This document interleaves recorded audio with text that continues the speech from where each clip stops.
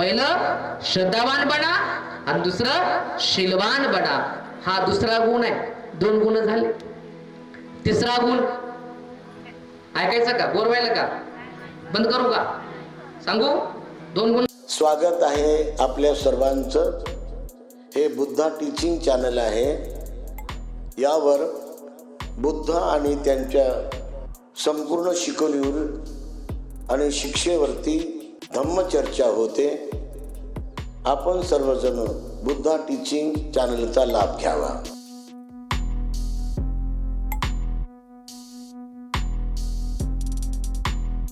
नमो तस्स भगवतो अरहतो सम्मा सम्बुद्धस्स. नमो तस्स भगवतो अरहतो सम्मा सम्बुद्धस्स. नमो तस्स भगवतो अरहतो सम्मा सम्बुद्धस्स. एच बुद्धा अतीताच एच बुद्धा अनागता पचुपन्नाच ये बुद्धा अहं वन्दामि सर्वदा. एच धम्मा अतीताच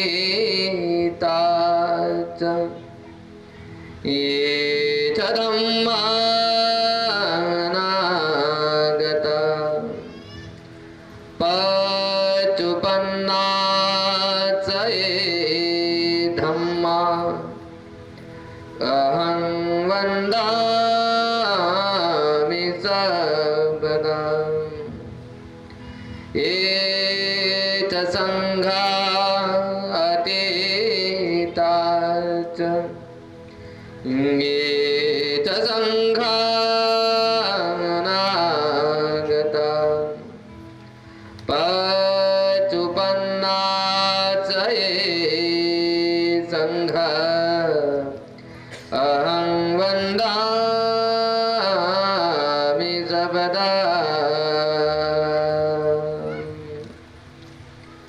महान करुणिक महामुनींद्र शास्ता तथागत सम्यक संबुद्ध पवित्र सद्धम्म आणि पवित्र पावन श्रावक संघ या महान अशा 3 रत्नाला त्रिवार अभिवादन करतो.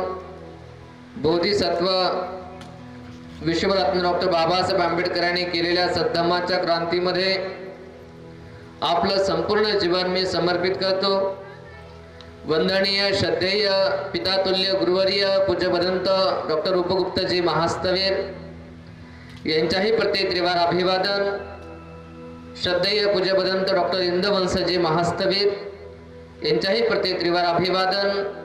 सबरमचारी बंधू पूज्य भिक्खू रेवत बोधीजी श्रद्धेय श्रावणी संघ आज या ठिकाणी 10 दिवसीय श्रावणी शिबिराच्या समारोपाच्या अनुषंगाने आयोजित धम्मपरिषदेच्या निमित्ताने सर्व श्रद्धाशील संपन्न बौद्ध उपासक उपासिका या कार्यक्रमाचे सर्व आयोजक संयोजक मंडळी आपल्या सर्वांच्या प्रती अनंत अशा मांगल्याची कामना करतो.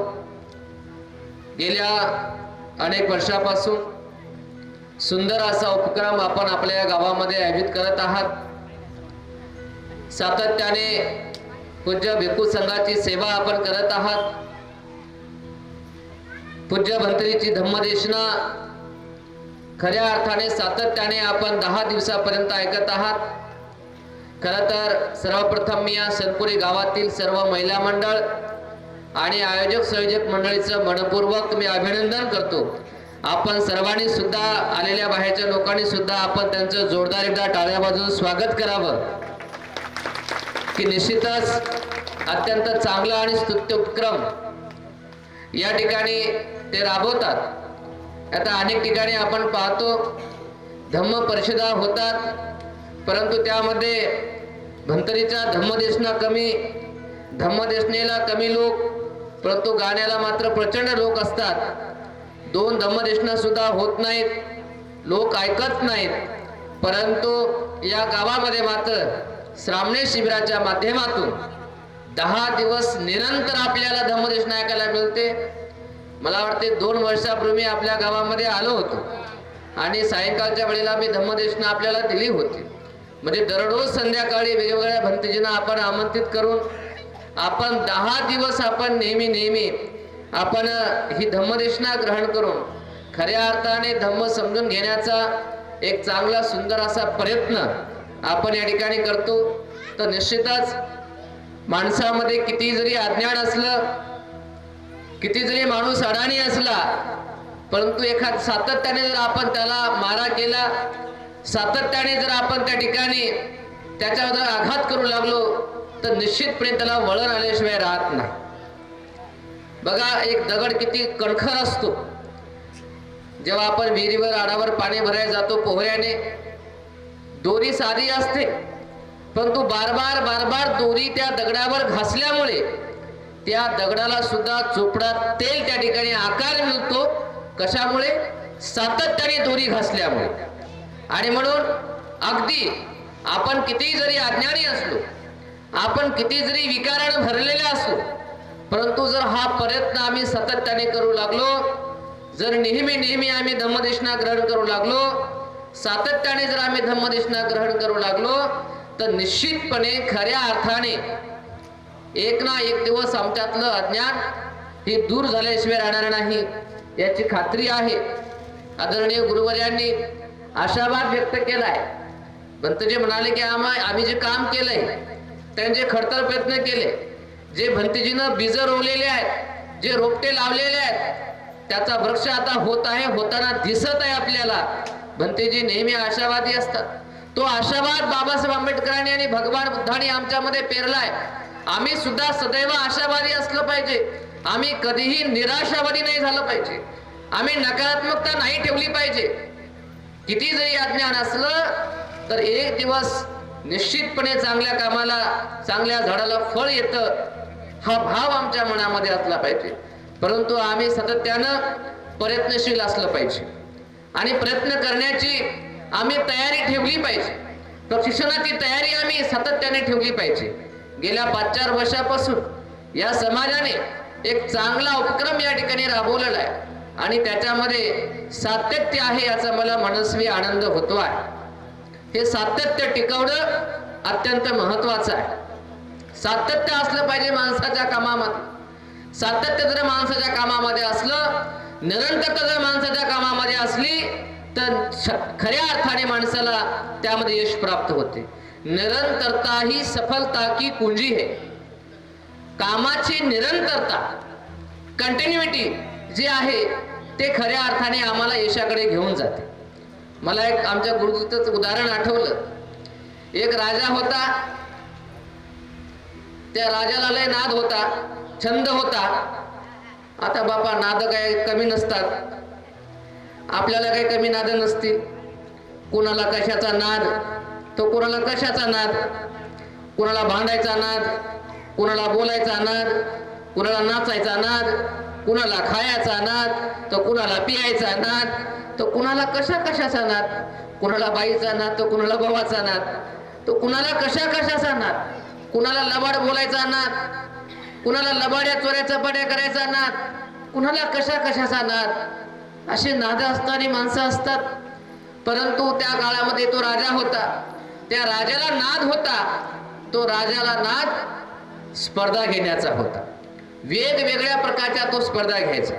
त्याला लय भारी छंद होता. काही लोकांना शिक्षणाचा नाद असतो, काही लोकांना वाचण्याचा नाद असतो, काही लोकांना गाण्याचा नाद असतो. त्याला छंद होता तो स्पर्धेचा. तो आपल्या राज्यामध्ये विविध स्पर्धा घ्यायचा. त्याला एकदा वाटलं की आपण काहीतरी वेगळी स्पर्धा घेतली पाहिजे. मग काय घ्यावी, तर त्या ठिकाणी प्रधानानं सुचवलं की आता आपण बकरी स्पर्धा घ्यायची. बकरी स्पर्धा, शेळीची स्पर्धा घ्यायची. म्हणे कसली स्पर्धा घ्यायची, म्हणे काही नाही, हिरव्या गवताची पेंडी, ज्या शेळीनं ज्या बकरीनं हिरव्या गवताच्या पेंडीला तोंड लावलं नाही तर त्याच्या मालकाला 10,000 सोन्याच्या मोहरा द्यायच्या. अशी स्पर्धा राजानं प्रमाण सोडलं. प्रधानानं सगळीकडे दौंडीपीठ टमटम टमटम ऐका हो ऐका, आणि अशा प्रकारे स्पर्धा ठेवलेली आहे. ही तारीख ठरली आणि मग त्या तारखेपासून लोकांनी आपल्या बकरीला ट्रेनिंग देणं चालू केलं. कोणी त्या बकरीला इतकं खाऊ घालायचं, इतकं खाऊ घालायचं. स्पर्धेचा वेळ आला, हजारो लोक जमले, हजारो शेळ्या आल्या, हजारो बकऱ्या आल्या. राजा बसलाय, प्रधान बसला, सगळे लोक बसले, हजारो लोक बसले. दारामध्ये द्वारपाल हातामध्ये हिरवी गार गवताची लसलशीत पेंडी घेऊन उभा आहे. स्पर्धा सुरू झाली. ज्या ठिकाणी तो द्वारपाल उभा टाकलेल्या हातामध्ये गवताची लसलशीत पेंडी घेऊन, त्या ठिकाणाहून प्रत्येकाने यायचं आपली शेळी घेऊन, आणि त्या दारातून जात असताना जर त्या शेळीनं त्या गवताला तोंड नाही लावलं तर तो जिंकला.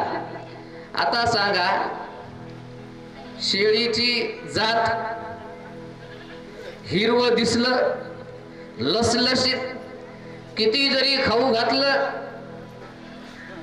त्या पेंडीला सोडल का? हिरवं दिसलं की मचकन तोंड लावते. अनेक लोकांनी आपापल्या शेळींना भरपूर खाऊ घातलं, पोट भरून आणलं, परंतु जेव्हा ती शेळी त्या द्वारपालाच्या त्या ठिकाणी यायची, त्या हिरव्या गवताच्या पेंडीला बघायची, मचकन तोंड लावायची. त्या गवताच्या पेंडीला बघायची आणि मचकन तोंड लावायची. हजारो शेळ्या आल्या, कारण जात शेळीची, जात शेळीचे. तुम्ही कितीही खाऊ घाला, म्हणतात ना, दिवसभर चरते म्हणतात, पोटच भरत नाही तीच. किती खाऊ घाला, आसक्ती असते, हिरव्याच्या प्रती आसक्ती असते. हजारो शेळ्या आल्या, हजारो शेळ्या आल्या. आलेली प्रत्येक शेळी त्या हिरव्या गवताला तोंड लावायची. तो माणूस आणि ती बकरी हरून जायची. शेवटची बकरी द्वारपालानं गवताची पेंडी बदलली. बकरी आली, तिचा मालक आलाय, द्वारपाल उभा आहे. आता सगळ्यांचं लक्ष बकरीवर. शेवटच्या हिरवी गार गवताची लसलसीत पेंडी आहे. बकरी आली, शेवटी जात बकरीची, शेवटी जात शेळीची.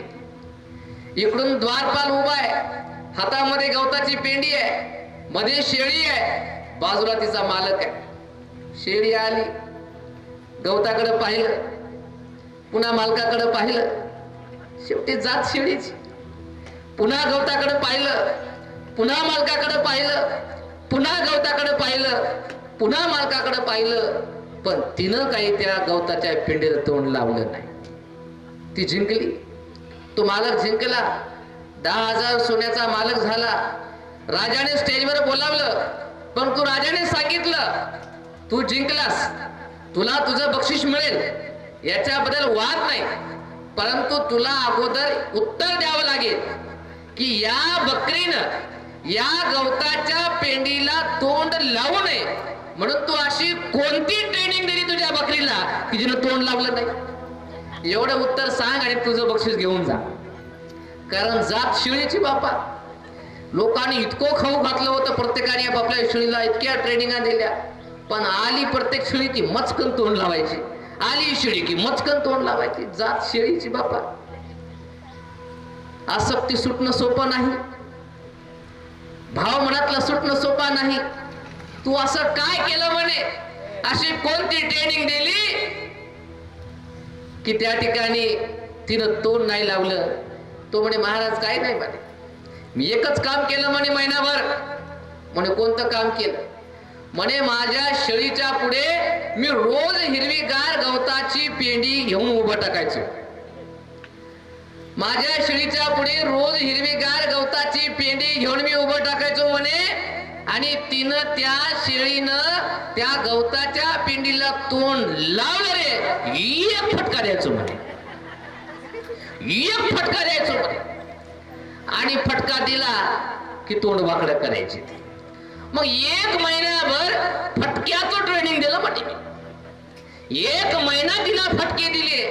आता तिला फटके खाऊन खाऊन म्हणे आता सवय लागली.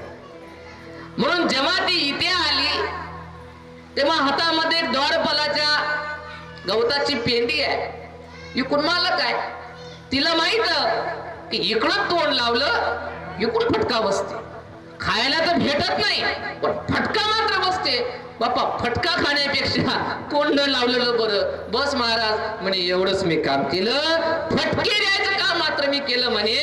आणि म्हणून तिची जी हिरव्याच्या प्रती जी आसक्ती होती तोंड लावायची, दिसलं की मचखन तोंड लावायचं, ही जी आसक्ती तिची होती ती आसक्ती फटके हाणून हाणून त्या ठिकाणी नष्ट झाली. बरे बांधवांनो, ज्या प्रकारे त्या शेळीला हिरव्याच्या प्रती, हिरव्या गवताच्या प्रती आसक्ती असते, ते तुटणं अवघड असते. असते का नाही? तुमच्या सगळ्याकडे शेळ्या असतील ना. आता तुम्ही गावकरी माणसं, एकदा तरी तुम्ही शेळ्या घेतल्या असतील. जसं त्या शेळीचं तसं या माणसाचं आहे. या मानवाला, या माणसाला अज्ञानाच्या प्रती आसक्ती असते. त्यांना कितीही ज्ञान द्या, त्याला कितीही सांगा, कितीही समजावा, बघा कितीही भाषण द्या, कितीही प्रवचन द्या, आपल्या डोक्यातलं अज्ञान जातं का? आपल्या डोक्यातलं कर्मकांड जाते का? आपल्या डोक्यातली अंधश्रद्धा जाते का? आमच्या लोकांना अंधश्रद्धेच्या प्रती आसक्ती आहे, कर्मकांडाच्या प्रती आसक्ती आहे, स्वार्थीपणाच्या प्रती आसक्ती, मोह मायेच्या प्रती आमच्या मनामध्ये आसक्ती आहे. आमच्या मनामध्ये छिपकाव आहे. काही केले ते तुटत नाही. परंतु कारण जात माणसाचे हे, सगळ्या प्राण्याचा अंत लागू शकला बापा, पण माणसाचा अंत नाही लागू शकला. साऱ्या प्राण्याचा अंत लागला. हा प्राणी विषारी आहे, हा प्राणी बिनविषारी आहे, हा डसरा आहे, हा चावरा आहे, हा लात मारतो, हा चावतो. प्रत्येक प्राण्याकडे बघून आपण सांगू शकतो, पण माणसाच्या तोंडाकडे बघून सांगू शकतो का की ही विषारी आहे, हा बिनविषारी आहे? सांगू शकतो का? नाही बापा. याच्या पोटात एक, याच्या ओटात दुसरं, याच्या दिमागात तिसरं, याच्या वागण्यात चौथंच असते. हे कधी काय बोलल आणि कधी उलट फिरल, कधी उलट फिरून बसल आणि कधी गोड बोलून आपलाच काटा काढील, खाल्लेल्या ताटामध्ये कधी घाण करल, सांगता येत नाही. अशी माणसाची जात कधी बदलत सांगता येत नाही. आसक्ती आहे अज्ञानाची. परंतु भगवान बुद्धाने आणि आता आमच्या गुरुजीने सांगितल्याप्रमाणे आशावाद आहे, निराशा नाही आहे. जर या समाजाला, जर या माणसाला नेहमी नेहमी नेहमी नेहमी जर ज्ञानाचे फटके जर बसू लागले तर एक ना एक दिवस या लोकांची आसक्ती त्या शेळीप्रमाणे नष्ट झाल्याशिवाय राहणार. आणि हे फटके गेल्या 10 दिवसापासून दरवर्षी रोज संध्याकाळी फटके आणि शेवटच्या दिवशी तर फटकेच फटके. हे फटके जर बार बार आम्हाला बसू लागले, हे फटके जर बार बार आम्हाला बसू लागले तर एक ना एक दिवस आमच्यातली जी आसक्ती आहे ना अज्ञानाची, स्वार्थीपणाची, ती नष्ट झाल्याशिवाय राहणार नाही. आणि म्हणून ते फटके द्यायचं काम आम्हाला करावं लागतं. निश्चितपणाने तुमच्यातलं अज्ञान नष्ट करण्यासाठी, तुमच्यातली अंधश्रद्धा नष्ट करण्यासाठी, तुमच्यातला स्वार्थी भाव नष्ट करण्यासाठी, तुमच्यातला कपटी भाव नष्ट करण्यासाठी या ठिकाणी हे फटके द्यावे लागतात. पण हे फटके देण्याचा कार्यक्रम करण्यासाठी या नाद असणाऱ्या लोकांची आवश्यकता आहे, की यांना नाद असला पाहिजे की हा फटक्याचा कार्यक्रम आयोजित करायचा. तर म्हणून निश्चित त्या राजाप्रमाणे या अशा प्रकारे स्पर्धांचा आणि अशा प्रकारे या कार्यक्रम घेण्याचा नाद आणि छंद इथल्या लोकांना आहे. निश्चितपणे गेल्या 5-4 वर्षापासून हे लोक एक चांगला प्रयत्न या ठिकाणी करत आहेत. गेल्या अनेक दिवसापासून धम्माची चळवळ आपल्या गावामध्ये सुरू आहे. निश्चितपणे याचा आनंद आहे. या माध्यमातून का होणार निरंतर जर आम्हाला धम्म आम्ही ऐकू लागलो, धम्म आम्ही श्रवण करू लागलो तर एक ना एक दिवस माणसामध्ये परिवर्तन झाल्याशिवाय राहणार नाही, बदल झाल्याशिवाय राहणार नाही असा आशावाद आमच्या मनामध्ये आहे. बांधवांनो, आम्हाला फटके बसलेत, मग आमच्यामध्ये काय परिवर्तन झालं? 10 दिवसापासून फटके बसले, 10 वर्षापासून फटके बसायला लागले, तर आमच्यामध्ये कोणतं परिवर्तन यायला पाहिजे? कोणता भाव आमच्यामध्ये यायला पाहिजे? कोणता सुधार आमच्यामध्ये यायला पाहिजे? आम्ही काय करायला पाहिजे आणि आम्ही काय नाही करायला पाहिजे? आता याचं आत्मचिंतन आम्ही केलं पाहिजे. बघा, आपण एकमेकांना आता उपासक म्हणून घेतो, बोलता नाही म्हणतो सर्व श्रद्धाशील संपन्न उपासक उपासिकांनो. आपण असं उपासक म्हणतो एकमेकांना, आम्ही म्हणतो, माईक मधून उपासकही म्हणतात, परंतु खऱ्या अर्थाने उपासक कुणाला म्हणतात? उपासक कोण आहे? कुणाला उपासक म्हणावं? तर भगवान बुद्ध म्हणतात की केवळ अंगावरती पांढरे कपडे घातले म्हणजे उपासक आहे का? किंवा रोज विहारामध्ये येतो म्हणून तो उपासक आहे का? किंवा लय मोठं दान देतो म्हणून तो उपासक आहे का? वंदामी मंदिर जोरानं म्हणतो म्हणजे उपासक आहे का?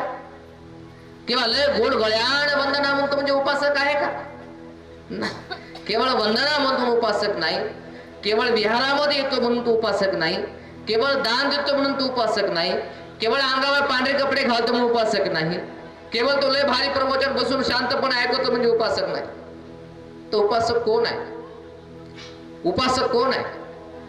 उपासक कुणाला म्हणतात? उपासक कोण असतो? कोण असतो उपासक?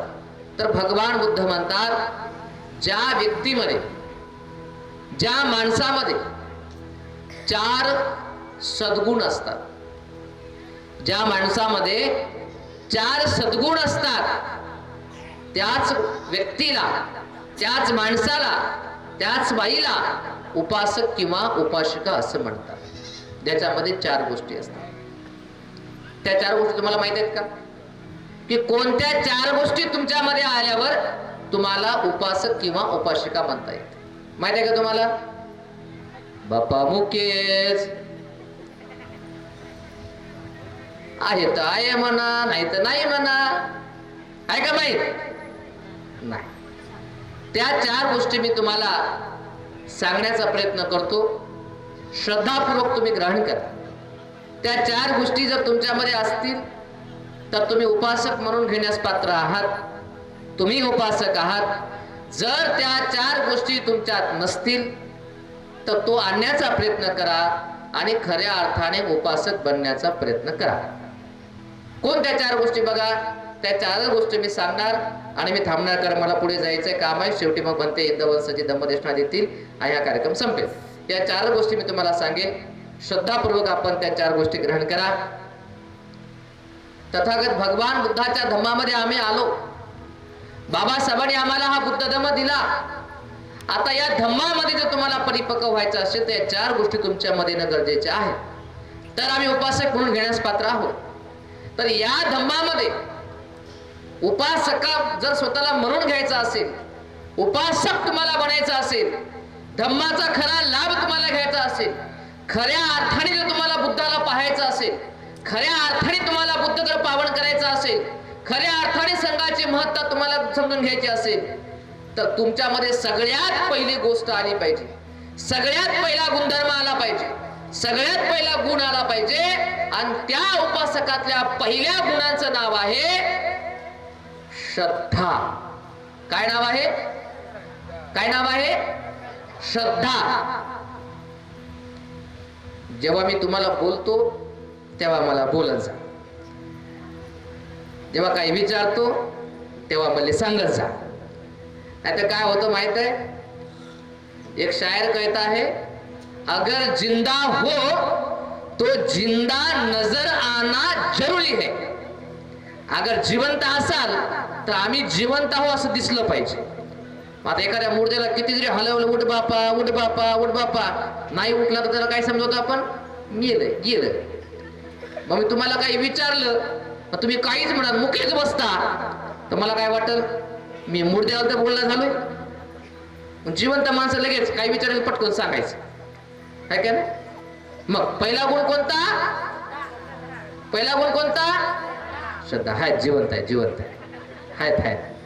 तर असे जिवंत राहा, बोललं तर सांगत राहा. निश्चितपणाने या 4 गोष्टी समजून घेऊया. तर उपासकातला पहिला सद्गुण आहे, त्याचं नाव काय आहे? श्रद्धा. आता श्रद्धा म्हणजे काय हो? श्रद्धा कशाला म्हणतात? श्रद्धेचा समानार्थी शब्द काय आहे? श्रद्धा म्हणजे काय? श्रद्धा म्हणजे तुमची पोरगी नाही किंवा ती श्रद्धा कपूर नाही. श्रद्धा म्हणजे काय? तर मराठीमध्ये अर्थ, श्रद्धा म्हणजे विश्वास. श्रद्धा म्हणजे काय? विश्वास. आता ही श्रद्धा कोणावर ठेवतो? जर तुमची श्रद्धा बुद्धावर आहे, याचा अर्थ काय? तुमचा विश्वास बुद्धावर आहे. तुमची श्रद्धा धम्मावर आहे, याचा अर्थ तुमचा विश्वास धम्मावर आहे. तुमची श्रद्धा पूज्य भिक्खू संघावर आहे, याचा अर्थ तुमचा विश्वास भिक्खू संघावर आहे.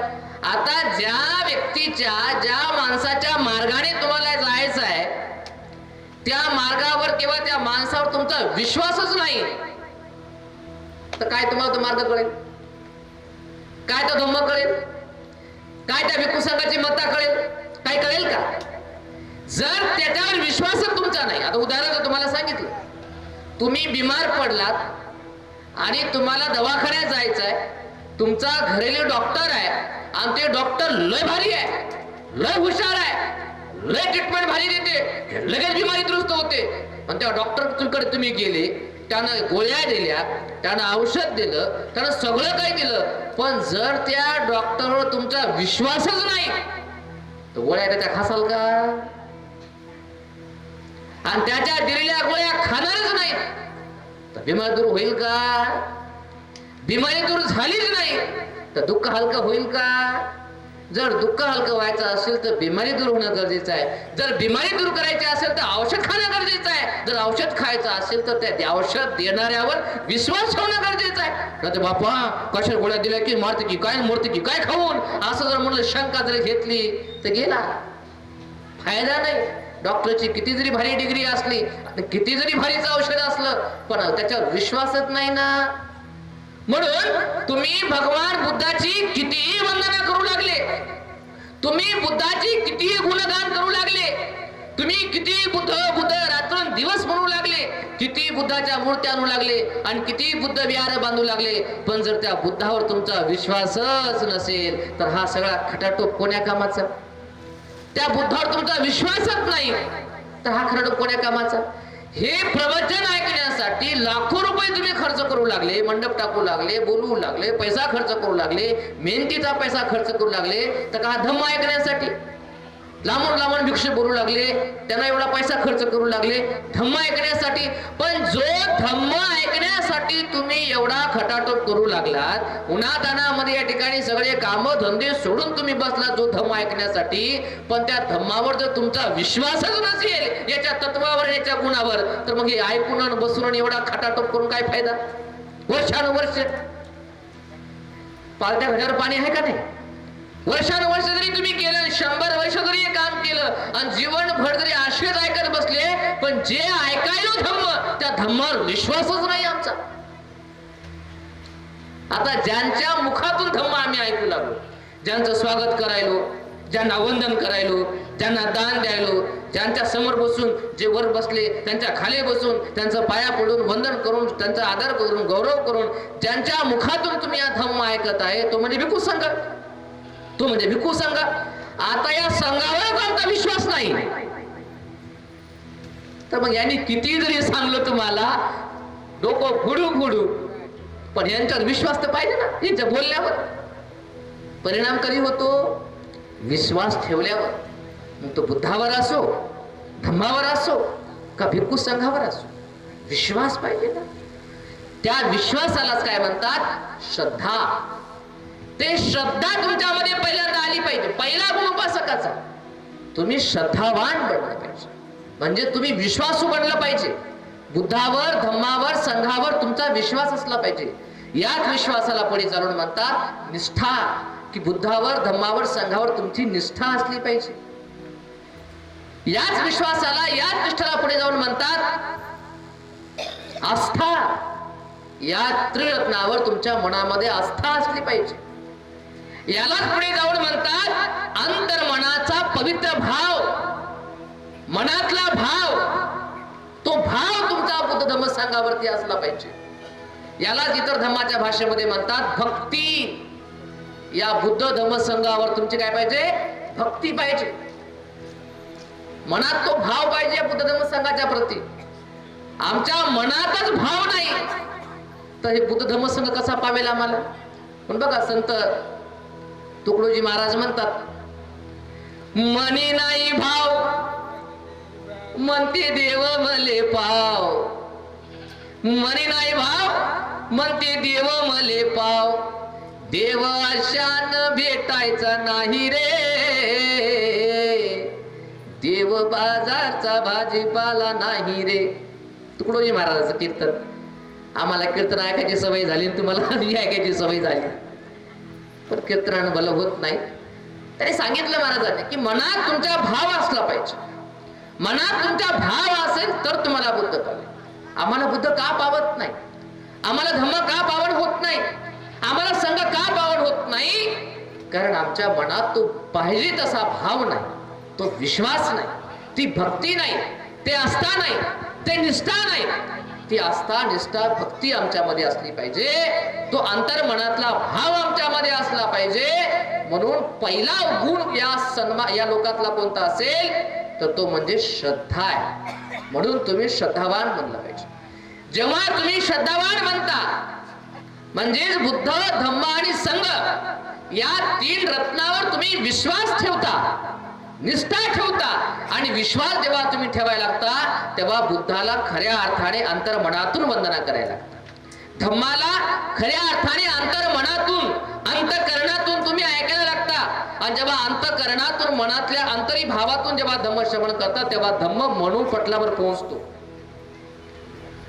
मनोपटलावर धम्म पोहोचतो. मनोपटलावर बुद्धाचं नाव बोललं जातं. मनोपटलावर भिक्खू संघाच्या प्रती आपल्या मनामध्ये आस्था निर्माण होते. आणि जेव्हा ही आस्था अशा प्रकारे दृढ व्हायला लागते, ही श्रद्धा दृढ व्हायला लागते, तेव्हा ही श्रद्धा केवळ श्रद्धा नाही राहत.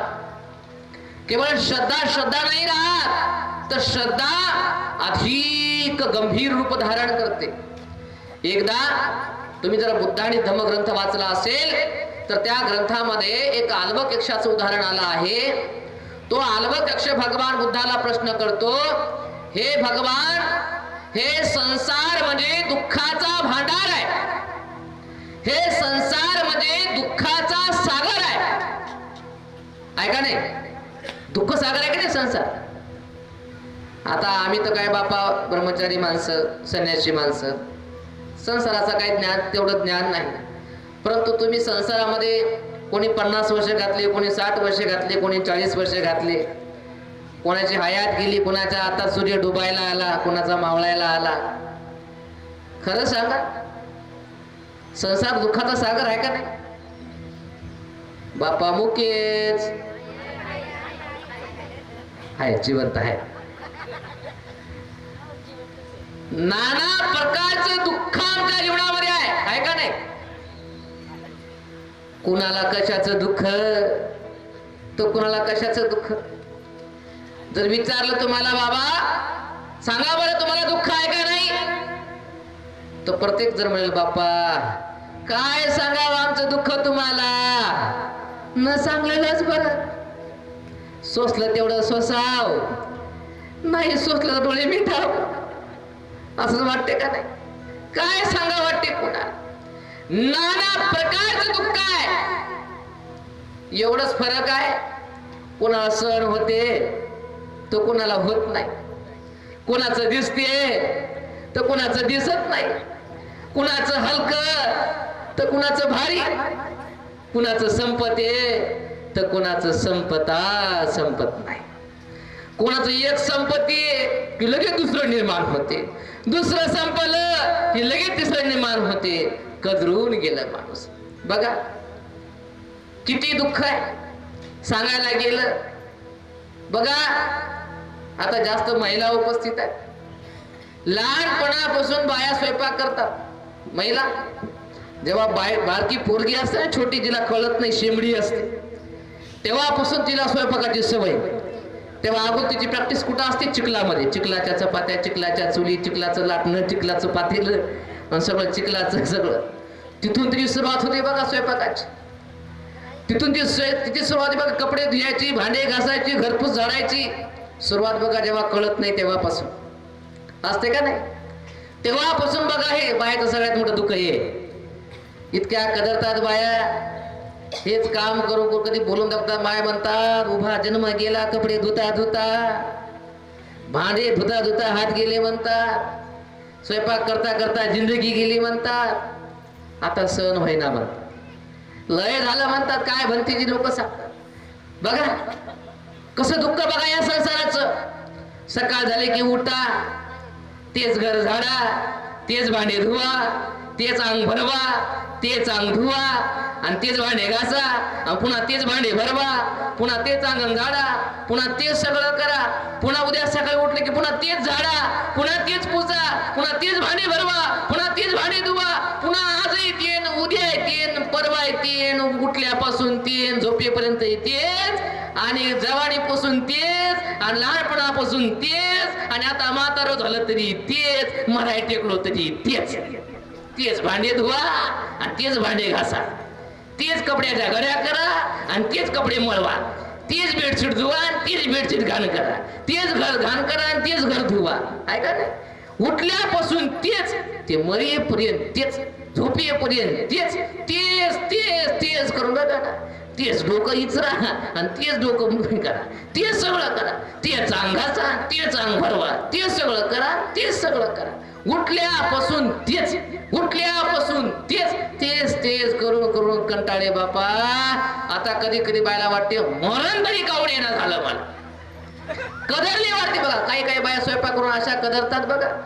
एका दिवशी असा कंटाळ येतो स्वयंपाकाचा बाईला की बाई काय करते, एकतर काहीच करत नाही, नाही तर मग ते पटकन खिचडी टाकून देते. मग ते खाऊ वाटलं का, ते म्हणजे खिचडीच खाऊन केली आज, मग ते खाऊ वाटलं खाईन झोप तसाच उपाशी म्हणते. काय लय खाऊ वाटत तसं करून खाय म्हणते. आता मी आज काही करत नाही, कदरून जाते बाई. बघा तू, उल्हास आला बाईला तर किती खायला करते, नाही तर कटकन खिचडी टाकून देते. उल्हास आला बाईला तर घरातले हायना तेवढे भांडे काढून धुते. जर आळस आला बाईला, कदरली बाई तर 4 भांड्याला शिव्या देऊन आवाज करत धुते. उल्हासाला बाईला तर घरातलं हाय नाही तेवढे सगळे कपडे काढून धुते. आणि जर बाईला कामाचा कंटाळा आला, लय कदर आला तर 4 कपड्याला शिव्या देत देत होते. बघा तू, बघा तू. कारण त्या संसारामध्ये असं दुःख आहे, कुणाला पोरीचं, कुणाला पोराचं, कुणाला बायकोचं, कुणाला नवऱ्याचं, कुणाला सासूचं, तो कुणाला सासऱ्याचं, तो कुणाला डोळ्याचं, तो कुणाला नाकाचं, तो कुणाला कानाचं, तो कुणाला केसाचं, तो कुणाला पोटाचं, तो कुणाला मणक्याचं, तो कुणाला गुडघ्याचं, तो कुणाला बापा कशा कशाचं, नाना प्रकारचं दुःख.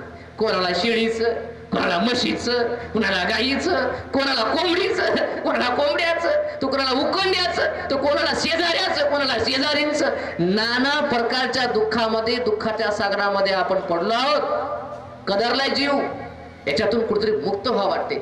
असा दुःखाचा संसार आहे, असाही दुःखाचा सागर आहे, असा दुःखाचा भांडार आहे. मग तो अल्पदेक्ष म्हणतो, हे भगवान, हे संसार दुःखाचा सागर आहे, हे संसार दुःखाचे सागर आहे, हे दुःखाची नदी आहे.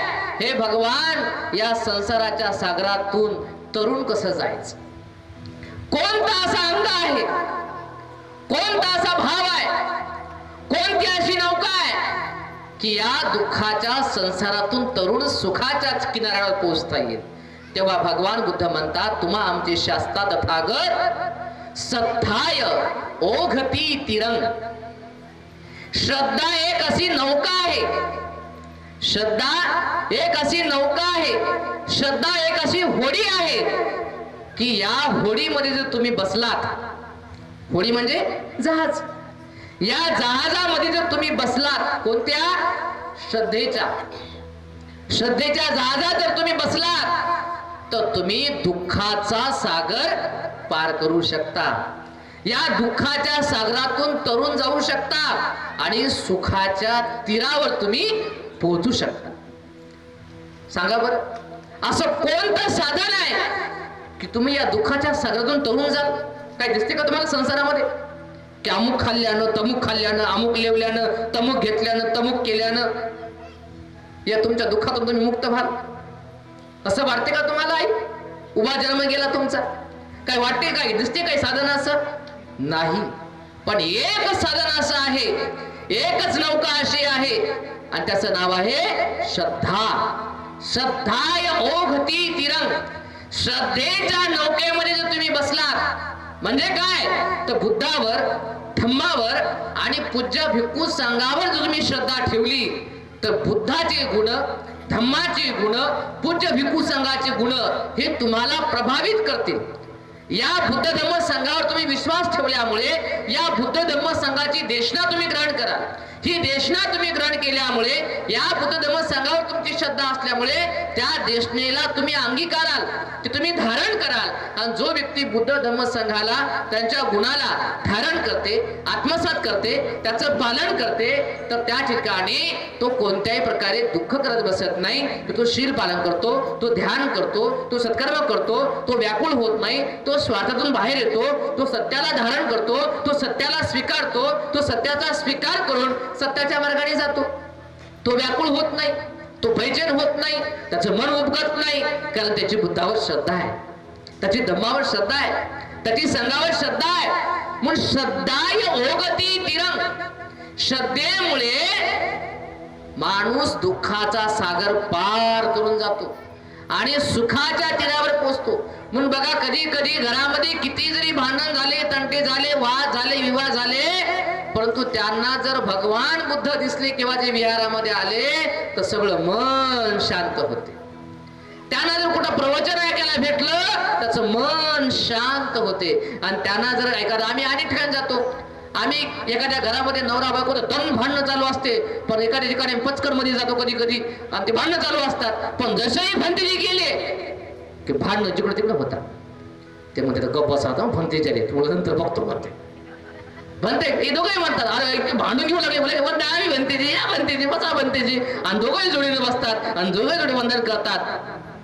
कधी कधी दोघांचं पटत नाही ना, ते तूच कर अगोदर वंदन, मी नंतर करते म्हणते. कधी कधी पूजा पटत नाही, पण भंतेजी आलेत ना, तो भांडणामध्ये विरजन पडते, तो राग शांत होतो.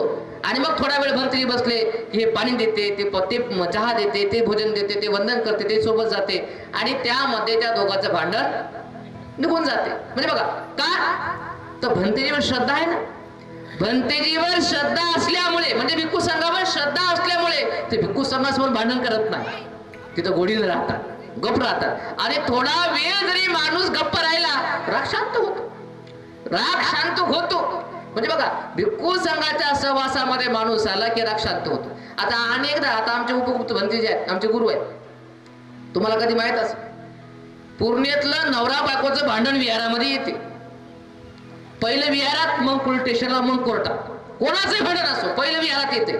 आमचे भंतेजी म्हणजे न्यायाधीश आहे, पहिलं भंतेजीकडं, आणि भंतेजीने जेही आदेश दिला तो सगळ्यांना मान्य असतो. बघा, म्हणजे बघा, हो हो, म्हणजे आपलंच नाही, आठवून दिलं भंतेजीनं की आपलंच नाही तर बाकी जातीचे सुद्धा भांडण भंतेजीकडे येतात, बाकी लोक सुद्धा भंतेजीकडे येतात. आणि भंतेजीनं ते काम सांगितलं, भंतेजीनं मार्ग दिला की मोकळा. काय करतात भंतेजीचं? कारण भंतेजीवर श्रद्धा आहे. बघा, जे काम तुमचं पॉलिटिशियन करू शकत नाही, न्यायाधीश करू शकत नाही, ते काम भिक्षू करतात. का, तर तुमची भिक्खूवर काय आहे? श्रद्धा. आणि श्रद्धा म्हणजेच विश्वास. तुमचा भंतेजी विश्वास आहे की भंतेजी आम्हाला खरा मार्ग दाखवतील. तुमचा बुद्धावर विश्वास आहे की बुद्ध आम्हाला खरा मार्ग दाखवतात. तुमचा विश्वास धम्मावर आहे, धम्मा आम्हाला सन्मार्ग दाखवतो. आणि म्हणून भगवान बुद्ध म्हणतात की श्रद्धाय ओघती तिरंग. तुमच्या जीवनामध्ये कितीही जरी दुःख आलं, पण जर तुमचा बुद्ध धम्म संघावर विश्वास असला, जर तुमचा बुद्ध धम्म संघावर मनातला भाव असला, जर बुद्ध धम्म संघावर तुमची निष्ठा असली, तर केवढ्याही दुःखातून तुम्हाला बाहेर येता येते. केवढ्याही संकटातून तुम्हाला सामना करून त्याच्यातून बाहेर येता येते. पण बाहेर येण्यासाठी तुमच्यावर श्रद्धा तर पाहिजे का नाही, तुमच्याकडे नौका पाहिजे का नाही तरण्यासाठी. जर तुम्ही या दुःखाच्या सागरामध्ये पडलात, आता सागरच आहे की नाही दुःखाचा संसार म्हणजे, या दुःखाच्या सागरात पडलात, तुम्हाला एक तर पोहता येत नाही आणि तुमच्याकडे नौकाही नाही श्रद्धेची, तर नाका तोंडात पाणी जाऊन गुदमरून मरायची वेळ आहे का नाही, आहे का नाही.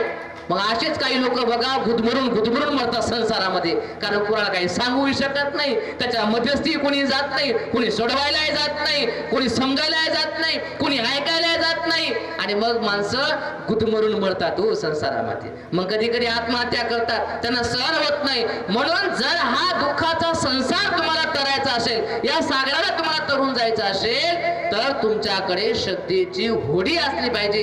केवढ्या जरी लाटा आल्या, जर तुम्ही श्रद्धेच्या नौकेमध्ये बसलात तर तुम्ही केवढाही हा दुःखाचा सागर पार करून सुखाच्या तीरावर तुम्ही पोहोचाल. आणि मग बुद्ध म्हणतात श्रद्धाय ओघती तीरम, या दुःखाच्या सागरातून तुम्ही तरून जाऊ शकता. आणि म्हणून श्रद्धा ही केवळ श्रद्धा नाही राहत, तर श्रद्धा ही तुमची नौका होते. जेव्हा तुमची श्रद्धा दृढ बनते, ती नौकेचं काम पूर्ण करते. ही नौका नाही राहत, ही श्रद्धा केवळ श्रद्धा म्हणून नाही राहत, तर हे श्रद्धा अधिक दृढ होताना हे श्रद्धा बल बनते. श्रद्धा काय बनते? बल म्हणजे ताकद. या बुद्ध धम्म संघावर जर आपला विश्वास अधिक दृढ होऊ लागला, तर हा विश्वास तुम्हाला काय देतो? ताकद देतो, ताकद, बल देतो. आम्ही अनेक वेळा, काही लोक बिमार असतात, उपासक उपासिका, तर आम्हाला घरी बोलवलं जातं, आम्ही घरी जातो भेटण्यासाठी. आता अनेक लोक येतात बिमार माणसाला भेटण्यासाठी. उपासक कोणी पाहुणे आले की बिमार माणूस जर बसलेला जरी असला का, तो हातून खटकून झोपी जातो, झोपला नसला तरी झोपेने सोन करायचा प्रयत्न करतो. आणि जरी चांगलं वाटलं तरी मग बरं आहे, मग चाललंय म्हणतो, लगे असं कुतू लगे बोलतो. उठायचा प्रयत्न केला तो हटकून, म्हणजे मला उठताच येत नाही असं दाखवतो. परंतु त्यांच्या घरी जेव्हा भंतीजी जातात, त्याला उठता येत नसतानाही तो उठण्याचा प्रयत्न करतो. त्याला बसता येत नाही पण तरी बसण्याचा प्रयत्न करतो, तरी सुद्धा बसण्याचा प्रयत्न करतो. ही ताकद कुठून आली? ही ताकद कुठून आली? त्याची भिक्खू संघावर श्रद्धा आहे. आणि म्हणून बिमार माणूसही उठायचा प्रयत्न करतो, हात जोडायचा प्रयत्न करतो, वंदन करायचा प्रयत्न करतो. आता बघा कित्येक म्हातारे माणसं आहेत, जमिनीला बसले का नाही. आता कित्येक जण जे गुडघ्याचे त्रास आहेत, इकडं गुडघा करते पण तरी बसते, कारण धम्मावर श्रद्धा आहे ना. ऐकायचं ना आपल्याला बंधुरीचं का कू करते, इकडं पाय करते तिकडं पाय करते, काय आहे, इकडं पाय करते तिकडं पाय करते, पण तरी बसते. ही ताकद आली कुठून? श्रद्धा आहे ना, धम्मावर श्रद्धा आहे ना, भंतीजीवर श्रद्धा आहे ना. ऐकायचंय आपल्याला धम्म, ऐकायचंय प्रवचन, ऐकायचे भंती काय सांगतात. पण बघा तास 2 तास झाले तसेच खट बसून आहेत. हे खट बसण्याची ताकद येते कुठून? श्रद्धेतून. म्हणून केवळ श्रद्धा हे श्रद्धा नाही राहत माझ्या मावल्यांनो. जेव्हा तुम्ही अधिक दृढ श्रद्धा तुमची करता, तेव्हा श्रद्धा हे त्या ठिकाणी बल बनते, बल. म्हणून लढण्याची जिद्द तुमच्यामध्ये येते. केवढे संकट तुमच्यावर येऊ द्या, त्या संकटातून सामना करण्याचा एक फार मोठी ताकद, बल तुमच्यामध्ये प्राप्त होते, तुमच्याकडे श्रद्धा असेल तर. एक आमचा बीडचा उपासक, त्याला कॅन्सर झाला, त्याची लय श्रद्धा भंतीजीवर. तो ऑपरेशनला जा, त्याचं कॅन्सरचं ऑपरेशन, इथं गाठी झाल्या, हे सगळं त्याचं कापून काढलं, हे इथून सगळं कापून काढलं, इथपर्यंत कापून काढलं सगळं. 15-20 लाख रुपये लागले. जेव्हा त्याला ऑपरेशनला नेऊ लागले, तर बायकोला म्हणते मला भंतेला फोन लावून दे, मला आधी भंतेला बोलायचं चाललंय.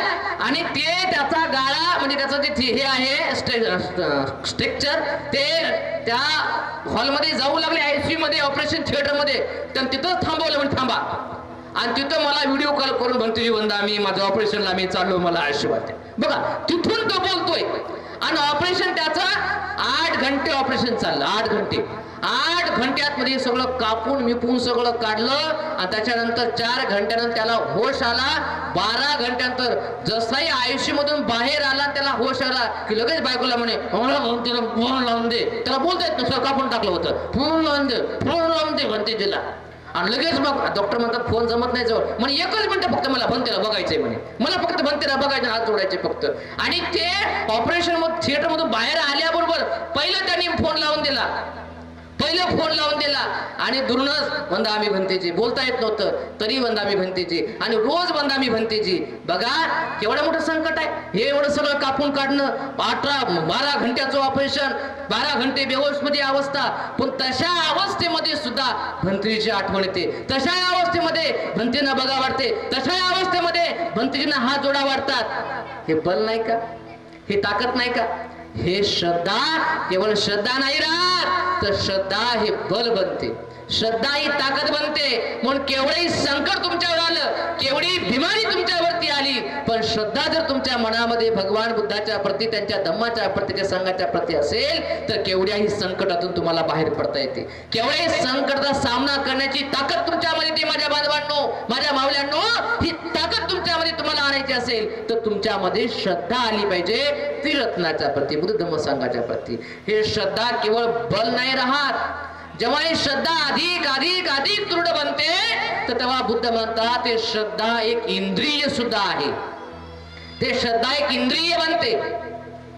इंद्रिय जसे डोळे इंद्रिय आहे, नाक इंद्रिय आहे, जिभा इंद्रिय आहे, कान इंद्रिय आहे, मन इंद्रिय आहे, त्वचा एक इंद्रिय आहे. तर या इंद्रियाप्रमाणे आपलं श्रद्धा सुद्धा एक इंद्रिय बनते. या तुमच्या डोळ्याने, हे जे डोळे इंद्रिय आहेत ना तुमचे, या डोळ्याने तुम्ही फक्त भगवान बुद्धाचं निर्जीव रूप पाहू शकता. मूर्तीतलं, फोटोतलं निर्जीव रूप पाहू शकता, पण या डोळ्याने खरा बुद्ध तुम्ही पाहू शकत नाही. खरा बुद्ध तुम्हाला पाहायचा असेल तर या डोळ्याने बुद्ध दिसत नाही. खऱ्या बुद्धाला तुम्हाला पाहायचं असेल तर श्रद्धेचं इंद्रिय लागते. ज्याच्या अंतःकरणात श्रद्धा आहे असाच माणूस बुद्धाला पाहू शकतो.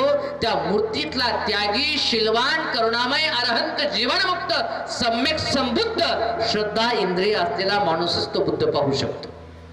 आपल्या या डोळ्याने आपण पाहू शकत नाही.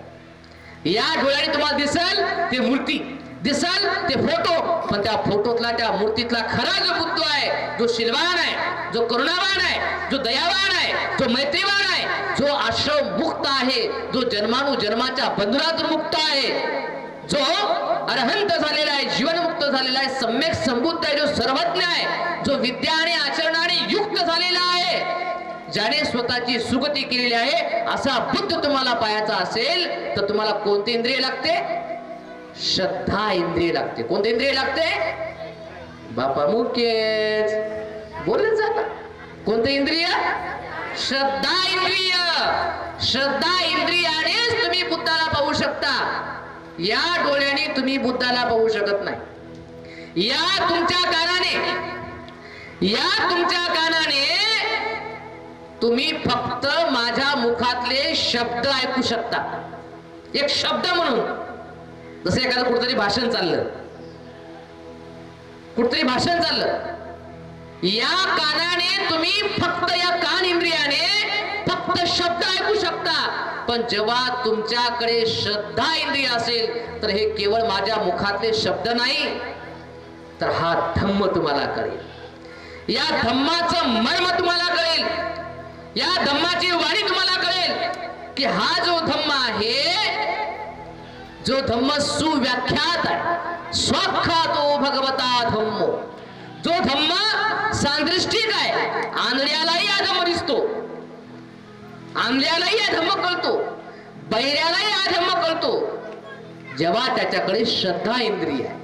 म्हणून तुम्ही या कानाने फक्त शब्द ऐकू शकता, पण या शब्दातलं जे अमृत आहे ना, अमृत, ते फक्त श्रद्धा इंद्रियानेच तुम्ही ऐकू शकता. ज्याच्याकडे श्रद्धा इंद्रिय आहे त्याच्यासाठी केवळ शब्द नाहीये, तर हे ज्ञानाचं अमृत आहे. हा जीवन जगण्याचा मार्ग आहे. सुखी जीवन जगण्याची कला आहे. आणि ज्याच्याकडे श्रद्धा नाही त्याच्यासाठी एका घंट्याचं भाषण आहे. इकून ऐका, इकून सोडून टाका. नळी फुंकली सोनारे आणि जिकडून तिकडून गेले वारे. इकून ऐकायचं, इकून सोडून टाकायचं. मग काय, गेलते गावा सरपुरीला, गेले होते बाई. आणि झालं का कार्यक्रम? आणि झाला बाई.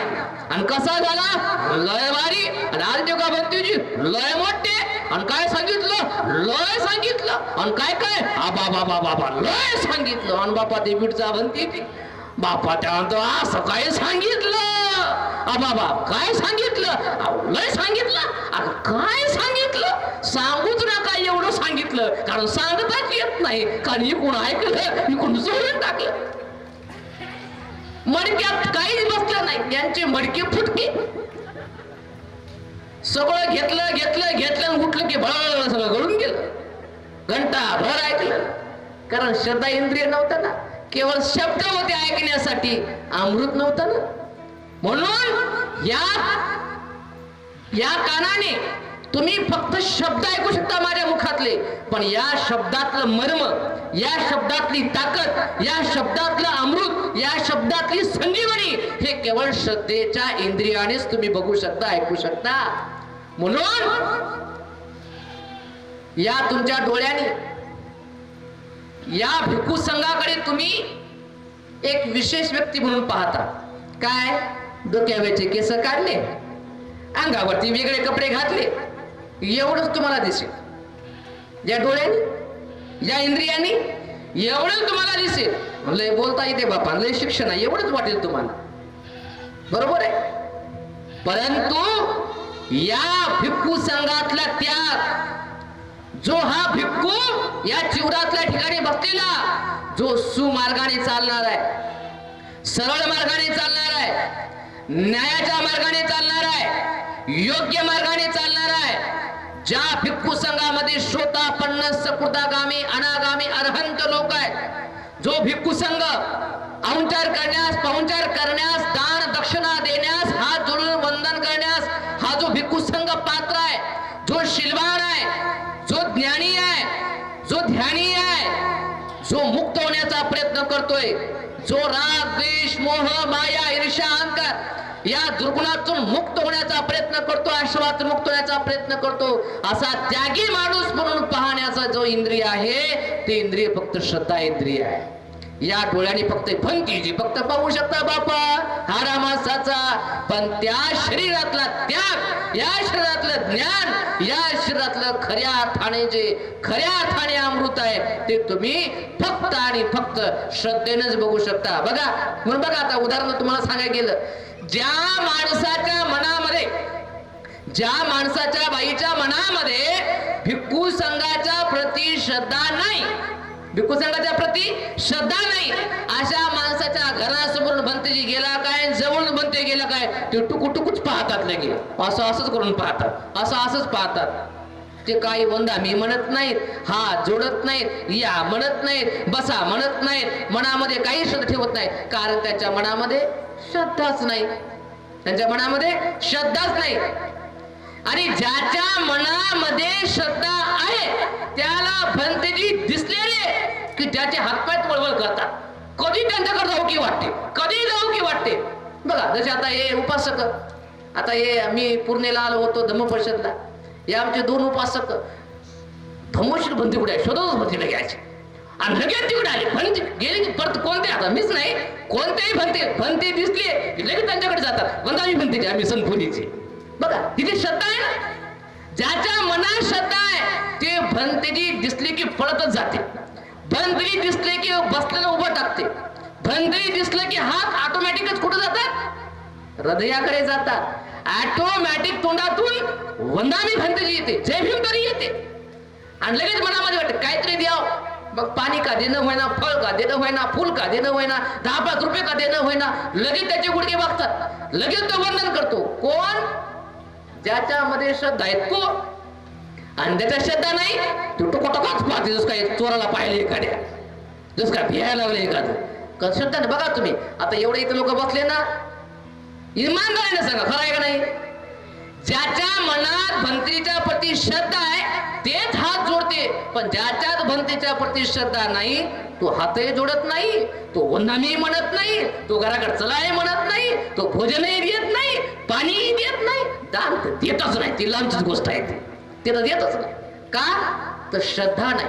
म्हणून सगळेच माणसं विहारात आले म्हणून ते काय भंतेला वंदन करतात का? ते काय भंतेला दान देतात का? नाही.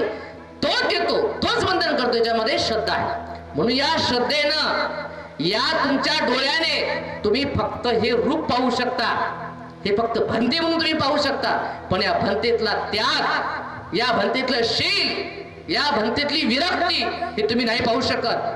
तोच पाहू शकतो ज्याच्यामध्ये श्रद्धा इंद्रिय आहे. म्हणून जेव्हा तुमची श्रद्धा दृढ होते ना, तेव्हा श्रद्धा केवळ श्रद्धा नाही राहत, तर श्रद्धा काय बनते?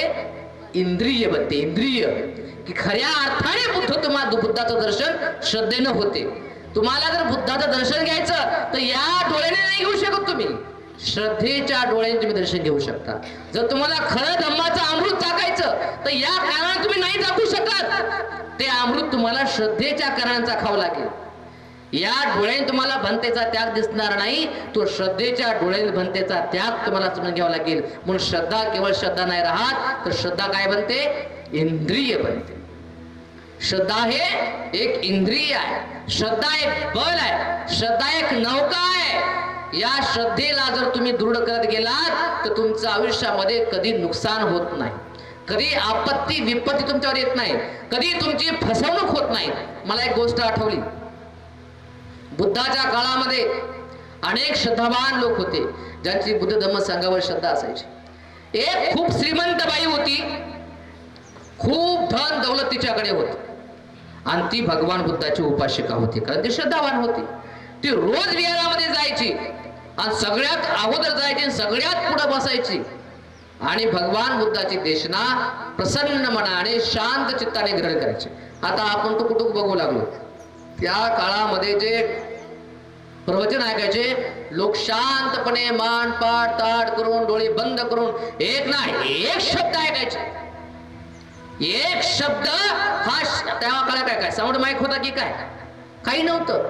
इथं भगवान बुद्ध बोलले तर हजारो माणसं बसलेली असायची. शेवटच्या माणसाला स्पष्ट ऐकू द्यायचं. आपण म्हणतो टाचणी पडली तर आवाज येईल एवढी भयान शांतता असायची. आज असते का?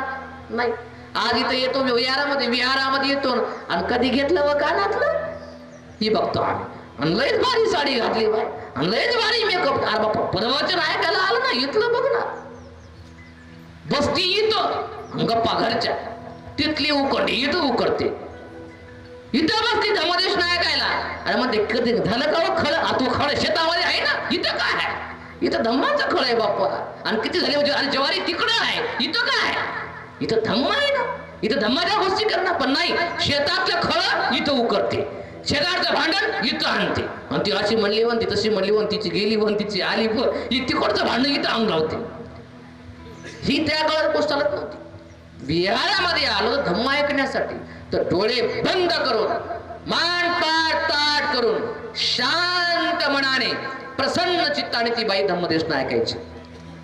पण त्या काळामध्ये चोऱ्या व्हायच्या, गावं लुटायचे, भयान त्या ठिकाणी त्या काळामध्ये भयानक चोऱ्या व्हायच्या. आणि त्या काळामध्ये बँका नव्हत्या. आजकाल आपला सगळा पैसा सगळा कुठं आहे? बँकामध्ये आहे, खिशामध्ये. बाबा कोणी ठेवणार पैसे? आजकाल सगळं बँकेमध्ये आहे. आता तर काय पेटीएम आणि गुगल पे, फोन पे सगळं मोबाईलमध्ये सगळं आहे. खिशात कोणीच नाही. 5 रुपये चाय पिन तर टून कुठे टाकायला मोबाईलने पैसे, चिल्लर ठेवणार पैसे हातामध्ये. पण त्या काळामध्ये बँका नव्हत्या तर सगळं धन दौलत पैसा सगळं घरातच असायचं. ही श्रीमंत बाई होती, खूप धनीच्या घरामध्ये होतं. हिच्याकडे खूप मोलकरी नोकर चाकर होते. एक दिवस सुट्टीवर गेले, एकच नोकरी घरी होती आणि ही विहारामध्ये गेली होती भगवान बुद्ध देशना ऐकण्यासाठी. आणि विहारामध्ये गेली हे पाहून, मालकीन कुठेतरी बाहेर गेली पाहून 10-12 चोर तिच्या घरामध्ये घुसले. काम करून ती मोलकरीण दमून थकली, थोडी झोपली होती. त्या मोलकरीणला चाहून लागली की घरामध्ये चोर घुसले. ती पटकन उठली. आता एक बाई काय करणार 10-12 चोराच्या पुढं? मग तिला वाटलं की आता आपण पटकन गेलं पाहिजे, आपल्या मालकीला जाऊन सांगितलं पाहिजे घरावर चोर. ती पळत सुटली. त्या चोराचा जो मेन बॉस होता, तो मेन बॉस त्याच्यावर लक्ष ठेवून होता. मग तो त्याच्या मागेच लागला. तिला पकडायचं आणि मारायचं, ही कुठं जाते बघायचं, कारण आपलं अवघड होईल. आणि म्हणून तिच्या मागेच लागला. पण ही मोलकरीण राजाकडे गेली नाही, कुणाकडे गेली नाही. ती कुणीकडे जाऊ लागली? जिथे तिची मालकीन होती. मालकीन कुठं होती? ज्या ठिकाणी भगवान बुद्ध धम्म सांगत होते, प्रवचन सांगत होते. जसं मी तुम्हाला सांगत आहे, तुम्ही हजारो जण बसलेत, तर ती पण पुढेच बसली होती. ती मागून आली, तिच्या मागे त्या चोराचा बॉस आला, ते पण येऊन थांबला. ही मोलकरीण समोर बसलेल्या मालकीनला आवाज देऊ लागली, हो मालकीन बाई, हो मालकीन बाई, सुखसुख करून अशी करू लागली. तिनं ऐकलं की आपला हित आपल्या मोलकरीणचा आवाज आहे. तिनं डोळे उघडले आणि पाहिलं तर भगवान त्याच्या पाठीमागच्या बाजूनं तिची नोकरीण आली आहे. ती काहीतरी म्हणते आहे. ती म्हणली काय? ते म्हणे, मालकीन बाई, आपल्या घरामध्ये चोरा आले आणि आपलं सगळं धन ते घेऊन जात आहे. आता तुम्ही इथं बसली आणि तुमच्या कानावर बातमी आली, मालकीन बाई घरी चोरा आले, तुमचे काय हाल होईल? इथूनच बोंबा मारा सुटाल तुम्ही. पण तिची श्रद्धा एवढी दृढ होती, तिची भक्ती एवढी दृढ होती.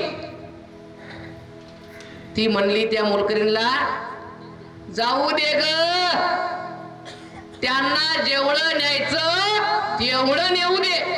पाठीमागे चोराचा बास होता बरं का, त्या मोलकरीणच्या पाठीमागे. तो ऐकू लागला आणि बुद्ध हे ऐकू लागले. ते काय म्हणली? जाऊ दे ग, त्यांना जेवढं धन न्यायचं तेवढं नेऊ दे, त्याच्यापेक्षा 100 पटीनं धन मला इथं भेटत आहे. ऐकले की चोराच्या बॉसनं. म्हणजे काय? त्याच्यापेक्षा 100 पट इथं. त्यानं मागच्या मागे युटर्न मारला. तो मागच्या मागे गेला पळून. इकडं त्यांच्या सगळ्या लोकांनी बांधून ठेवलं होतं. बॉसची वाट बघू लागले. जसाही बॉस आला, बॉसनं आधी तिला, अरे म्हणे हे सगळं इथंच ठेवा, हे सगळं इथंच ठेवा म्हणे. अरे याच्यापेक्षा 100 पट तिकडे भेटायला चला म्हणे. तिकडं जेवढं धन बांधलं ते तिथंच ठेवलं. आणि सगळेच्या सगळे 10-12 जण कुठं आले? जिथं भगवान बुद्ध होते. आता बापा बुद्ध होते, बुद्ध सर्वज्ञ होते, बुद्ध ज्ञानी होते, बुद्ध परिचित ज्ञानी होते. तुमच्यासारखे हजारो उपासक त्या ठिकाणी धम्म ऐकायला बसले होते. त्यांना वाटलं आता हे भगवान बुद्ध राजे महाराज सगळे बसलेले आहेत ना, आता काहीतरी आधी माहिती सांगल आणि सगळे लोक धन वाटेल. मग ते सुद्धा आपला नंबर विचारायला लागेल म्हणजे काय बघले, मागे येऊन बसले. आता बुद्ध सर्वज्ञ परिचित ज्ञानी, भगवान बुद्धाने तिचं बोलणं ऐकलं होतं, हिचं बोलणं ऐकलं होतं आणि त्या लोकांचं मनही त्यांनी पाहिलं होतं. आणि मग भगवान बुद्धाने शीलावर, सदाचारावर, सद्गुणावर, पापावर आणि पुण्यावर आणि खऱ्या अर्थाने श्रद्धेवर प्रवचन दिलं. आणि हे प्रवचन दिल्यामुळे या 12ही लोकांच्या मनामध्ये परिवर्तन झालं. आणि परिवर्तन झालं की ते 12च्या 12 जण उठले आणि बुद्धाचे पायाचे येऊन धरले. म्हणे भगवान आम्हाला माफ करा, आम्ही फार वाईट कर्म करत होतो, आम्ही चोऱ्या करून आमचं जीवन जगत होतो, पण भगवान आम्हाला हा मार्ग माहित नव्हता. पण यानंतर भगवान आम्ही कधीही पाप कर्म करणार नाही, आम्ही चोरी करणार नाही, आम्ही सुद्धा बुद्ध धम्माच्या नुसार जीवन जगू आणि पवित्र जीवन जगू, शिलाचं आचरण आम्ही करू, धम्म मार्गाने आमचं आम्ही जीवन जगू असं ते म्हणतात. तेव्हा भगवान बुद्ध म्हणतात धन्यवाद मानायचे असतील तर माझे नाही, त्या उपासिकेचे मान. कारण तिची बुद्धावर, धम्मावर, संघावर एवढी श्रद्धा आहे, एवढी दृढ श्रद्धा आहे. आणि मग बुद्ध म्हणतात श्रद्धा हे श्रद्धा नाही तर श्रद्धा हे धन सुद्धा आहे.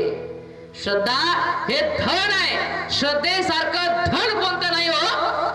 बघा, ही श्रद्धा तुमच्या मनामध्ये असेल तर तुमची लुटमार सुद्धा होत नाही, तुमची चोरी सुद्धा कोणी करू शकत नाही. आणि मग त्या ठिकाणी जर या बाईची श्रद्धा नसती, अहो त्या श्रद्धेमुळे बघा तिची लूट तर झालीच नाही, पण तिच्यामुळे या 12 लोकांचे जीवन बदलले. पाप कर्मातून लोक पुण्य कर्मात आले आणि धर्माने जीवन जगले. एवढी ताकद ही या श्रद्धेमध्ये आहे, एवढं बल या श्रद्धेमध्ये आहे, एवढं मोठं धन हे श्रद्धेचं धन आहे. आणि म्हणून जर तुम्ही स्वतःला उपासक म्हणून घेत असाल, जर तुम्हाला उपासक बनायचं असेल तर तुमच्यामध्ये हा पहिला गुण आला पाहिजे. आणि तो म्हणजे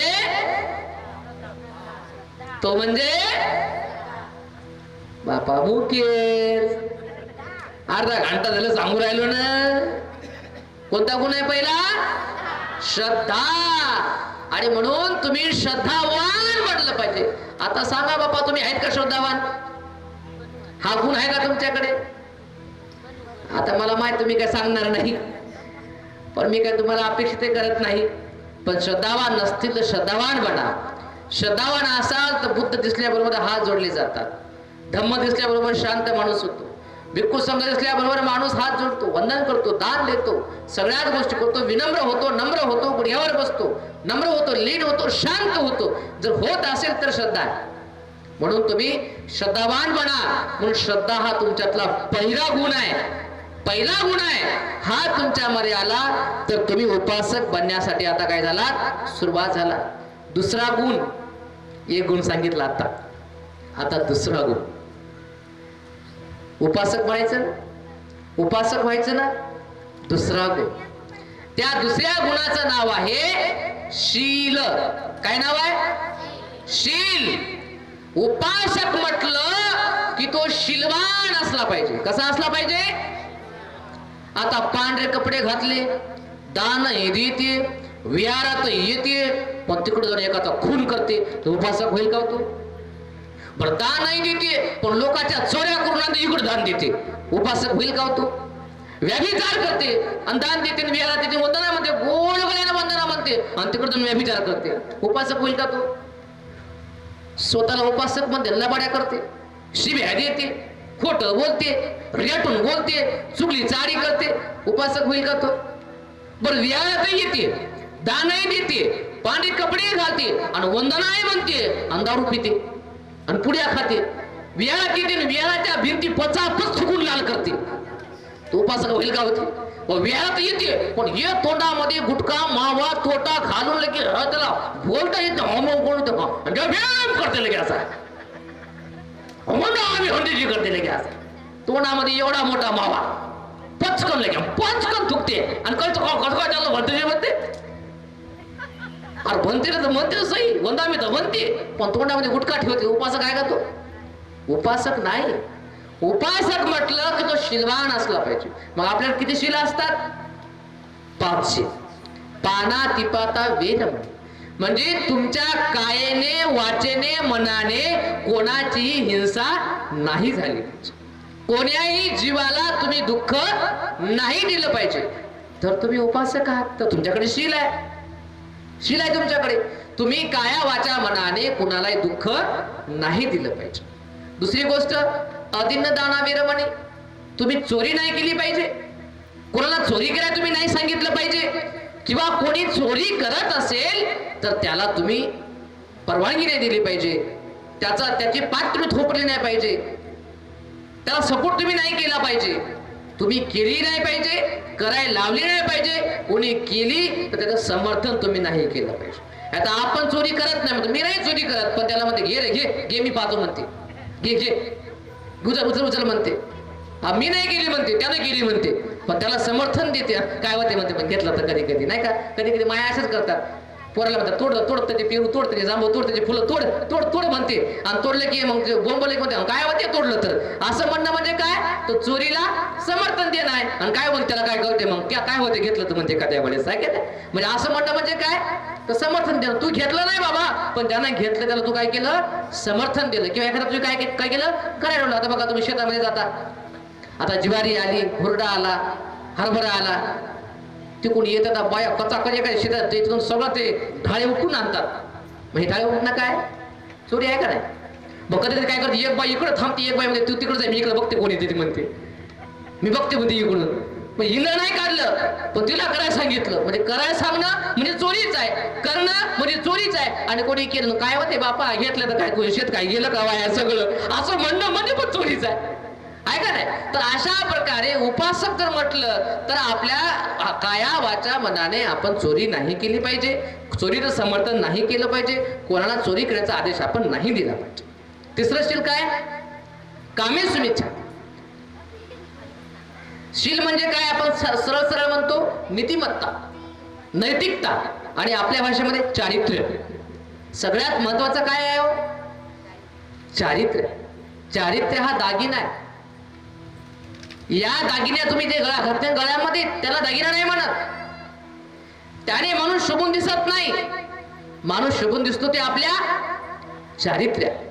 आता एखादी बाई लय सुंदर आहे, आणि तुझ्या गळ्यात लोय मोठं सोनं आहे आणि लोय भरीची साडी आहे, पण ती बाई वेश्या आहे, तर मला सांगा तिच्या गोरेपणावर तुम्ही जासाल काय? तिच्या भारी साडीवर तुम्ही जासाल काय? तिच्या सोन्याकडे तुम्ही पाहसाल काय? तुम्ही पाहता कशाकडे? तिच्या चारित्र्याकडे. मग तिची किंमत कराल का तुम्ही? तिची हाजी कराल काय? तिचा मान सन्मान कराल का? का बाबा लय मोठं सोय ना, करा ना मान सन्मान. लय भारी साडी आहे, करा ना मान सन्मान. लय सुंदर रूप आहे, करा ना मान सन्मान. अरे मान सन्मान त्या रूपाचा नाही, मान सन्मान त्या साडीचा नाही, मान सन्मान त्या सोन्याचा नाही, मान सन्मान असतो तो आपल्या चारित्र्याचा. एखादी बाई काळीच आहे, कुरूपच आहे, एकच फुटका मणी आहे, साधी साडी अंगावरती आहे, पण ती शिलवान आहे, ती नीतिवान आहे, तिच्याकडे चारित्र्य आहे. तुम्ही किंमत कोणाची करसाल? चरित्रवान बाईची, चरित्रवान माणसाची. आणि म्हणून चारित्र्य हा खरा दागिना आहे आपला, आहे का नाही? माणूस चारित्र्याने शोभून दिसतो, चारित्र्य हेच माणसाचा दागिना आहे. आणि म्हणून आपण व्यभिचार नाही केला पाहिजे, आपण व्यभिचार नाही केला पाहिजे, आपण काम वासनेच्या आहारी नाही पडलं पाहिजे, आपण काम वासनेतून मुक्त झालं पाहिजे. त्यासाठी उपवासाचं पालन करायला आम्ही शिकलं पाहिजे, त्यासाठी ध्यान साधना आम्ही करायला शिकलं पाहिजे. आम्ही ध्यान साधना करू लागलो, उपवासाचं पालन आम्ही करू लागलो, तर हळूहळू आमच्या सर्व इंद्रियावरती संयम यायला लागतो, आमचं जीवन संयमित होते का नाही? आणि म्हणून आपण आपल्या या शरीराने व्यभिचार आपल्या नाही झाला पाहिजे, या मनाने आपल्या व्यभिचार नाही झाला पाहिजे. या काम वासनेपासून आम्ही अलिप्त होण्याचा खऱ्या अर्थाने प्रयत्न केला पाहिजे, याच्यातून मुक्त होण्याचा आम्ही प्रयत्न केला पाहिजे. बुद्ध मानतात ही वासना, हा मोह, ही तृष्णा अग्नी समान आहे. एकीकडे हे व्यभिचार करणं, एकीकडे अग्नीमध्ये जळणं, हे दोघांची आग ही समान आहे बुद्ध म्हणतात. म्हणून या अग्नीतून आपण बाहेर पडलं पाहिजे. म्हणून बापा आम्ही सांगतो, मिश्किलीने कधी कधी सांगतो लोकाला, मिश्किलीने सांगलं की लय बरं वाटतं. आम्ही सांगतो बाबा लोकाले, आम्ही बायाला सांगतो, बापा तुमचा नवरा कसाही असो, तुमचं सगळं प्रेम त्याच्यावरच लावा. त्यालाच आपला सलमान खान म्हणा, त्यालाच आपला शाहरुख खान म्हणा, त्यालाच आपला अमिताभ बच्चन म्हणा, आणि सगळं प्रेम आपल्या नवऱ्यावर लुटा. आम्ही माणसालाही सांगतो, बापा तुमची बायको कशी का असणार, तिच्यावर सगळं प्रेम करा. तीच आपली ऐश्वर्या राय म्हणा, तीच आपली माधुरी दीक्षित म्हणा, आणि तीच आपलं काय जे काय आहे ते सगळं म्हणा, ते सगळं, आणि सगळं प्रेम त्याच्यावर लोबाडा. इकडं तिकडं तोंड खुपसू नका, की खुपसणं तोंड म्हणजे व्यभिचार, म्हणजे काम वासना. आणि म्हणून या काम वासनेपासून अलिप्त जो राहतो तो उपासक आहे, तो शीलवान आहे, तो चरित्रवान आहे, त्याला उपासक म्हणतात. चौथशील काय? मुस्सावादा. मुस्सा म्हणजे गुस्सा, मुस्सा म्हणजे कटू, मुस्सा म्हणजे खराब, मुस्सा म्हणजे निरर्थक, आहे का नाही? मुस्सा वादा, वादा म्हणजे वचन, वचन म्हणजे वाणी, हे बोलणं. संत तुकाराम महाराज म्हणतात, मुखी वाचा सत्य बोल, आणि बोलताना सांभाळ तुझा तोल. ही वाणी. आता बघा तुम्ही अनुभवी लोक आहेत, तुमच्या घरात आणि तुमच्या संसारामध्ये सगळ्यात जास्त भांडण कशामुळे होत असेल तर बापा या बोगद्यामुळे होते. हे बोगदा बका बका बका बका बका बका बघतोय, या बोगद्यामुळे भांडण होतात. याच्यावर संयम आला की भांडण होतच नाही, याच्यावर संयम आला की निंदा होतच नाही.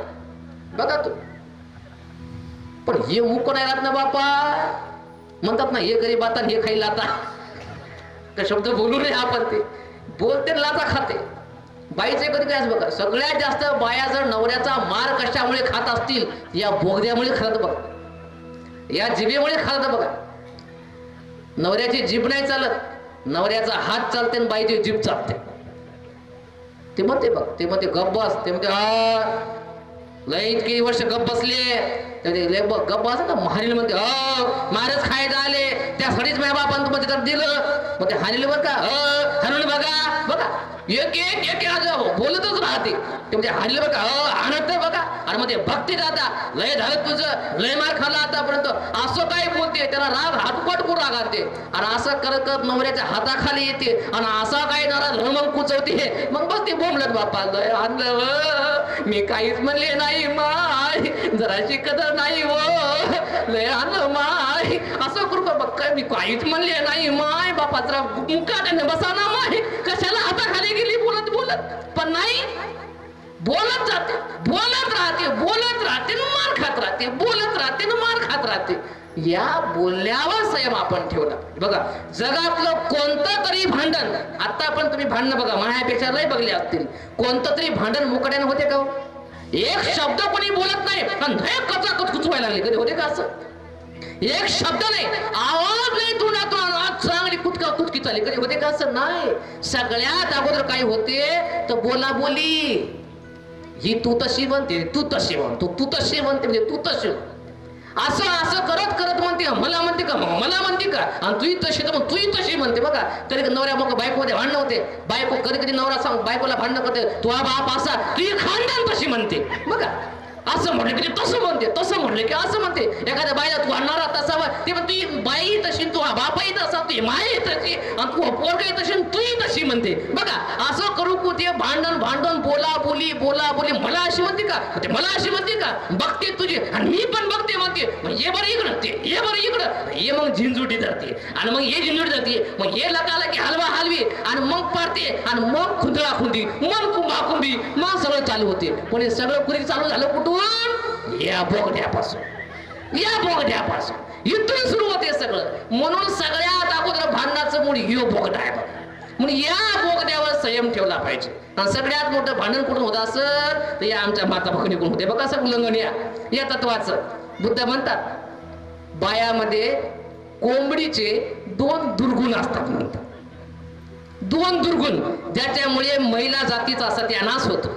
2 दुर्गुणामुळे. कोणते 2 दुर्गुण? तर पहिला गुण म्हणजे कोंबडी कुरकुर कुरकुर करते. तसा कोंबडीचा गुण बाईमध्ये असते, उठल्यापासून कुरकुर कुरकुर कुरकुर किरकिर किरकिर करते.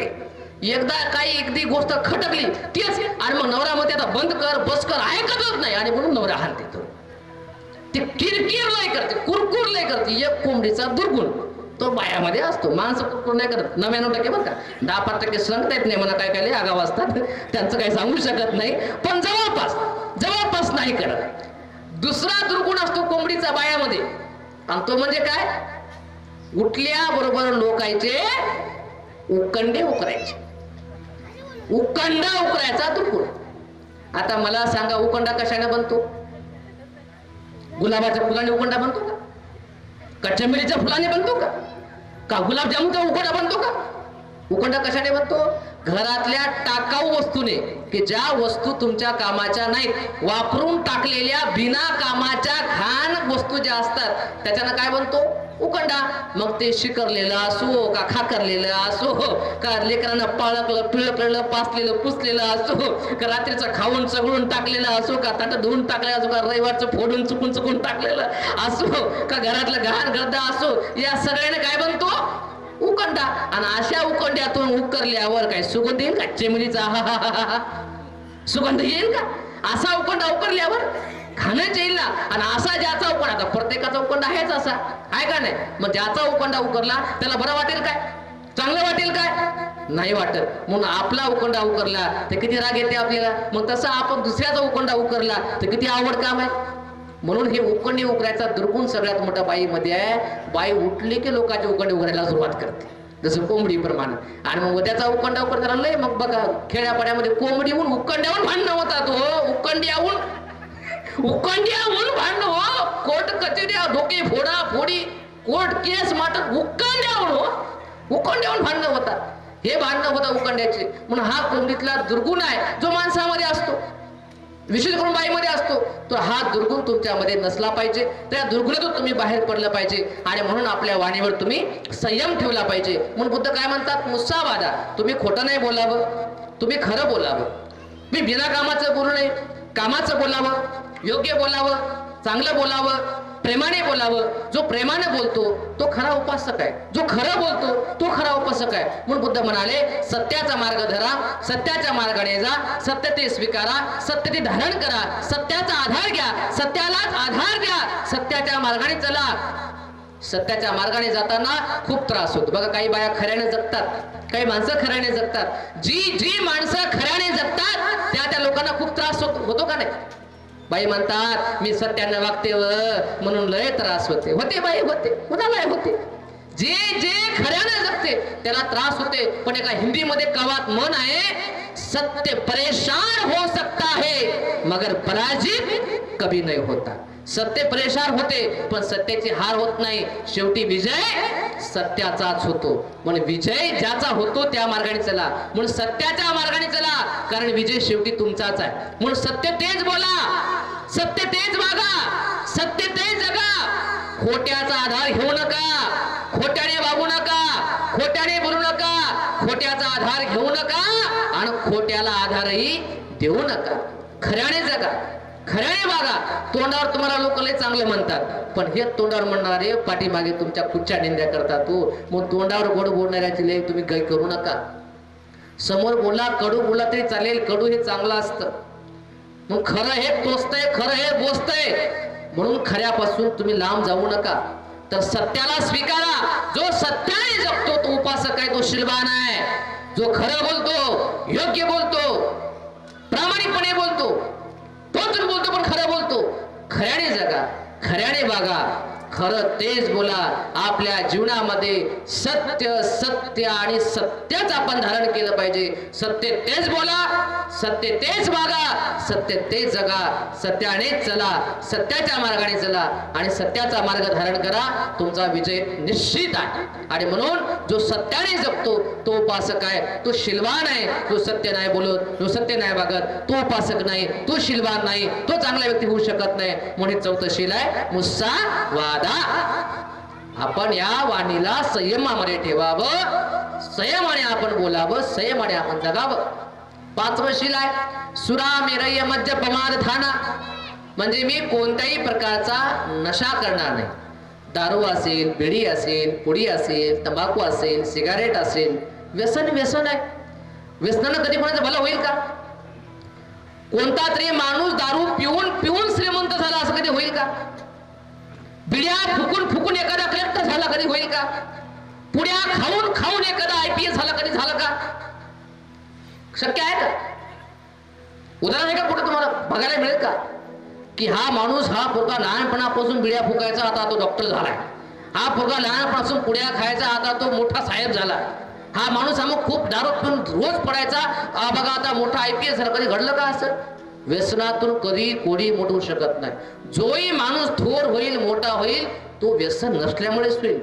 बघा, हे बुद्ध झाले, हे बाबासाहेब झाले, हे शाहू महाराज झाले, हे महात्मा फुले झाले, हे जे अनेक लोक महापुरुष थोर पुरुष झाले, व्यसनापासून मुक्त आहेत. आज जे भंतेजी लोक आहेत, हे जे इतके ज्ञानी शिलवान आहेत, कशामुळे आहेत? तर व्यसनापासून लांब आहेत. पण अनेक आपण आता कोणाला टीका टिप्पणी करायची नाही. अनेक महाराज आपण पाहतो नशा केलेले असतात, नशापता करतात. अनेक आपण पाहतो नशापतामुळे आपल्या जीवनाचं वाईट होतं. म्हणून धम्माचा अविभाज्य घटक आहे. तुम्ही धर्ममान सूत्र म्हणत असाल, उपासक तुम्ही सूत्र म्हणत असाल, तर व्यसनापासून तुम्ही दूर गेलं पाहिजे. आपल्या समाजाला लागलेला हा कलंक आहे व्यसनाचा. बापा, काही काही लोक जयंती केवळ याच्यामुळेच करतात की जयंती आली की लोय पियाला भेटते, लोय खायला भेटते, म्हणून बाबा जयंती करतात. मला अध्यक्ष व्हायचं म्हणतात बापा.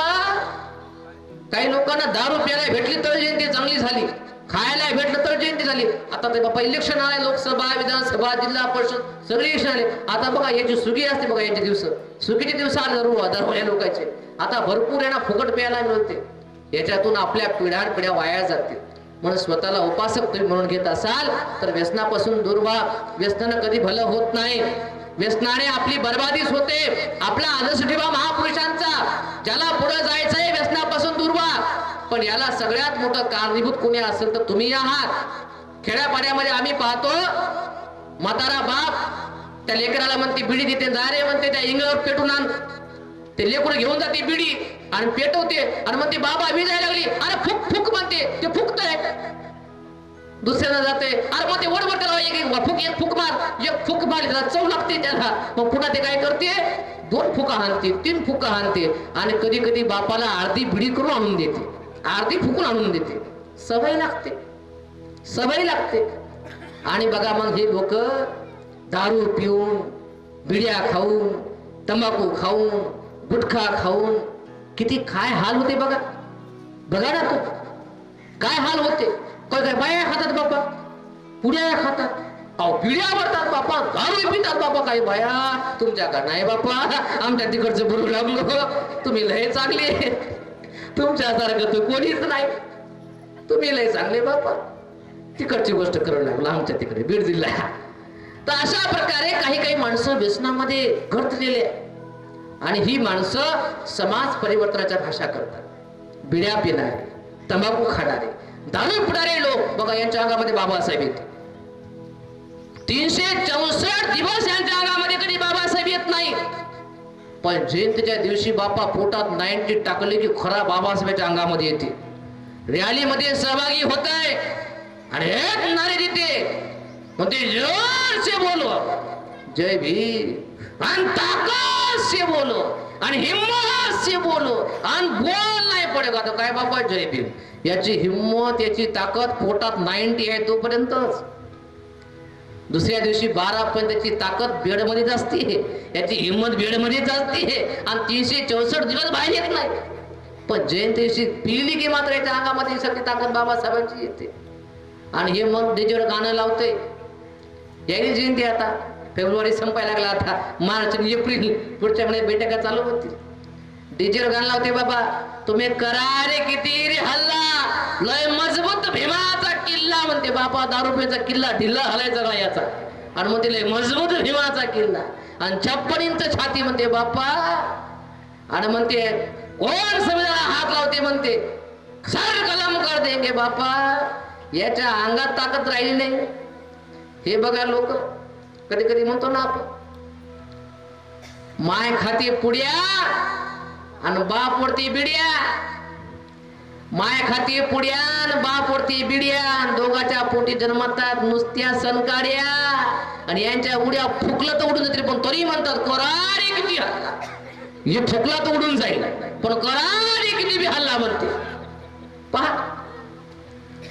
आणि मग पुड्या खाऊन खाऊन, सिगारेट फुकून फुकून, दारू पिऊन पिऊन, माय मुल्लू मुल्लू आणि बाप कुल्लू मुल्लू, माय मुल्लू मुल्लू बाप कुल्लू मुल्लू, आणि या दोघाच्या पोटी जन्मते वानेराचं पिल्लू.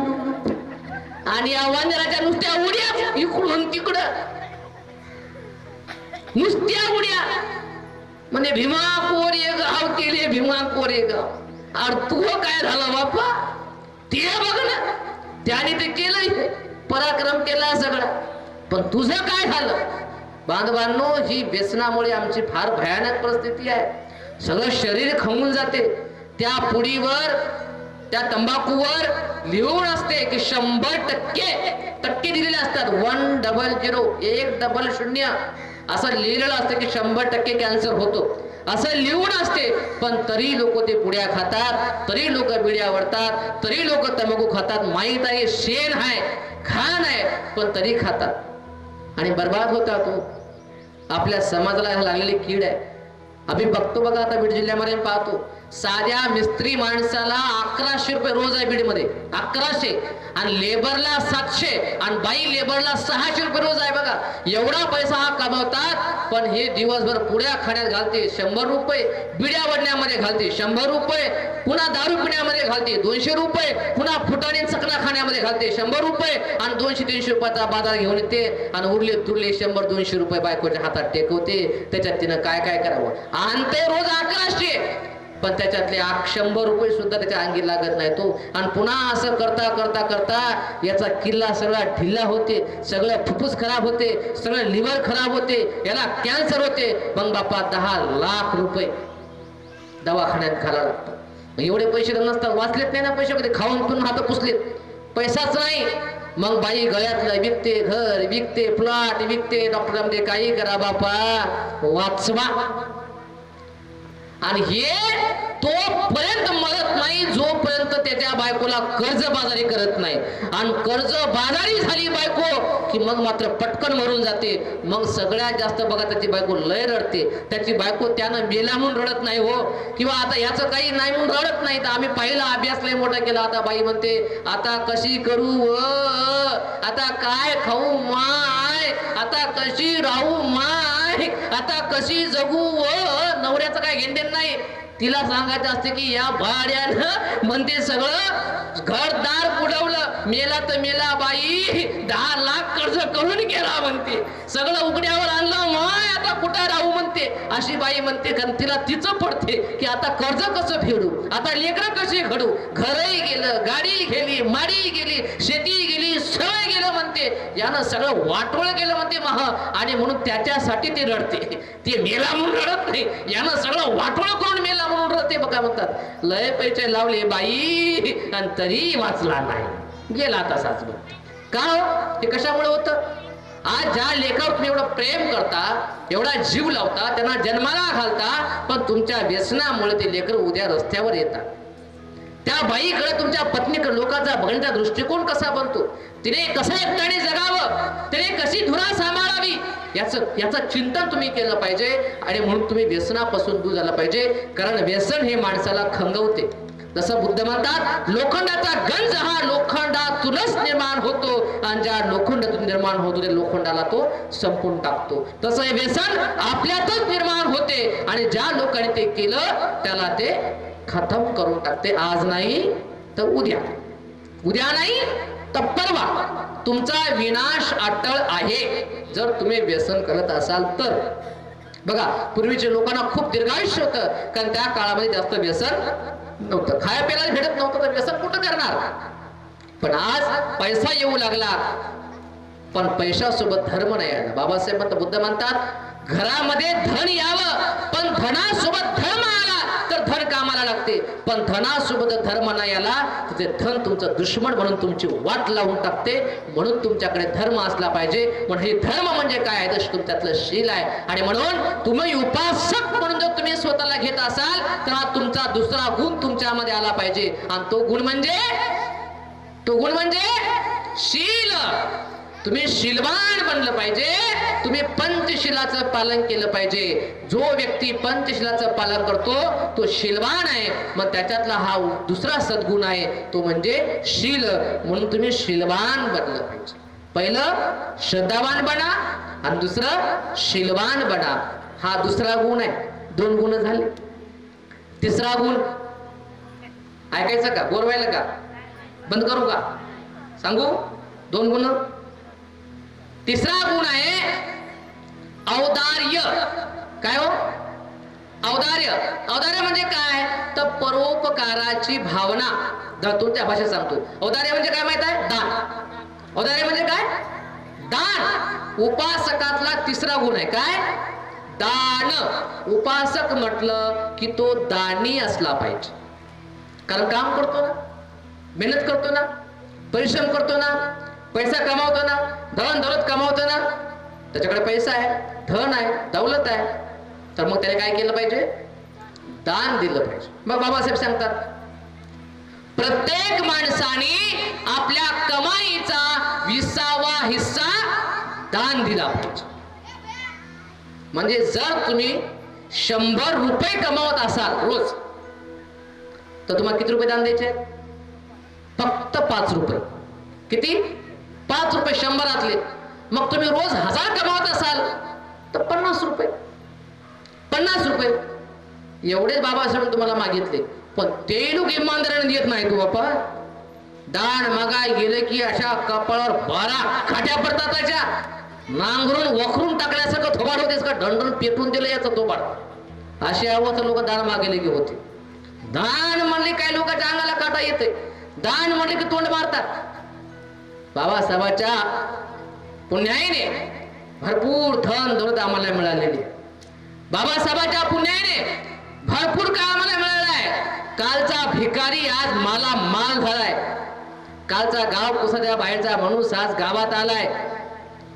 काल रस्त्यानं पायी फिरणारा 4 चाकीमध्ये आलाय. काल ज्याच्या गळ्यामध्ये मडकं होतं त्याच्या गळ्यामध्ये आज सोनं आलंय. ज्याच्या अंगावर काल चिंध्या होत्या ते आज मोठ्या मोठ्या चांगल्या भारदस्त कपड्यामध्ये आले. ज्याला कधी पाणी प्यायला भेटलं नाही आज तो फिल्टर पाणी पितोय. ज्याला कधी खायला भेटलं नाही तो रोज चांगलं पंचपक्वान्न करून खातोय. ज्याला शिक्षण भेटलंय.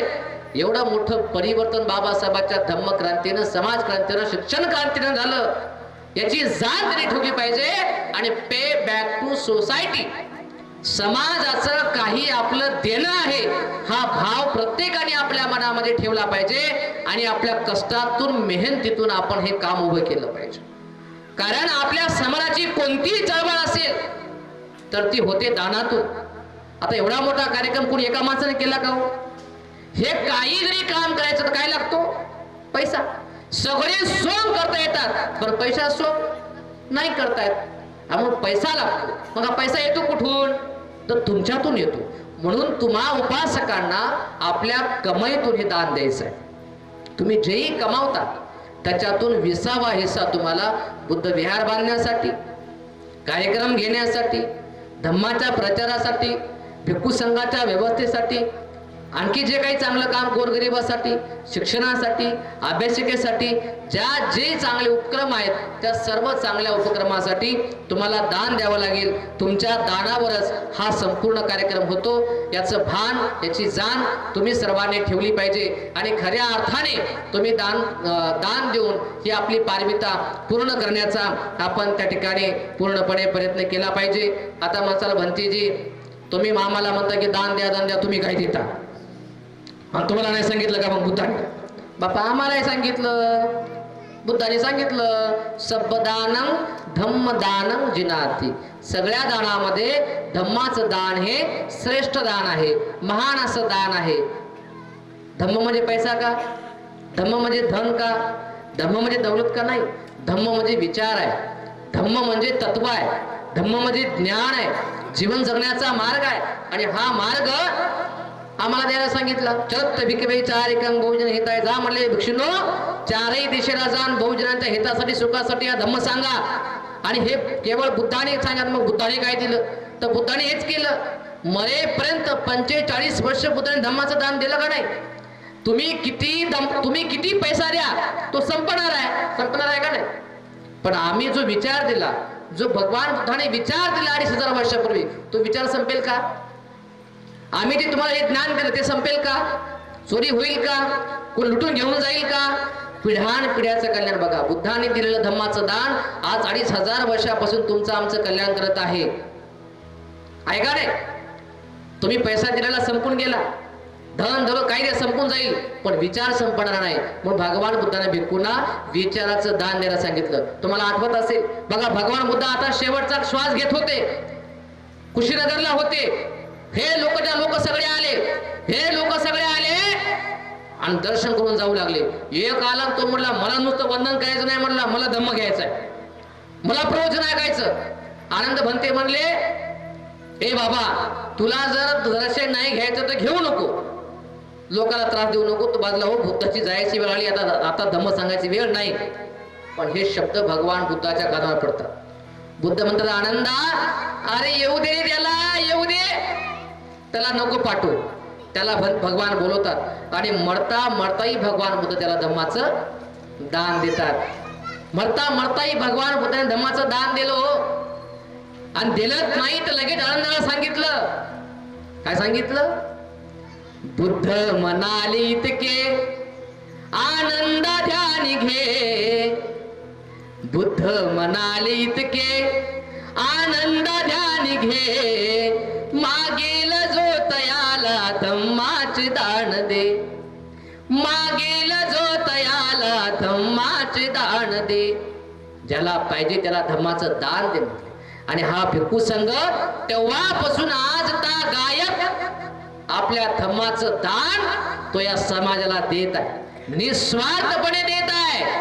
म्हणून तुमचं दिलेलं धन, दौलत, पद, प्रतिष्ठा सगळी नष्ट होईल हो, पण आम्ही दिलेला धम्म, बुद्धाने दिलेला धम्म बघा, 2500 वर्षापासून समाजाचं, लोकांचं कल्याण करत आलाय. हे दान तुम्ही दिलं पाहिजे. ही आमची दान पारमिता होत आहे.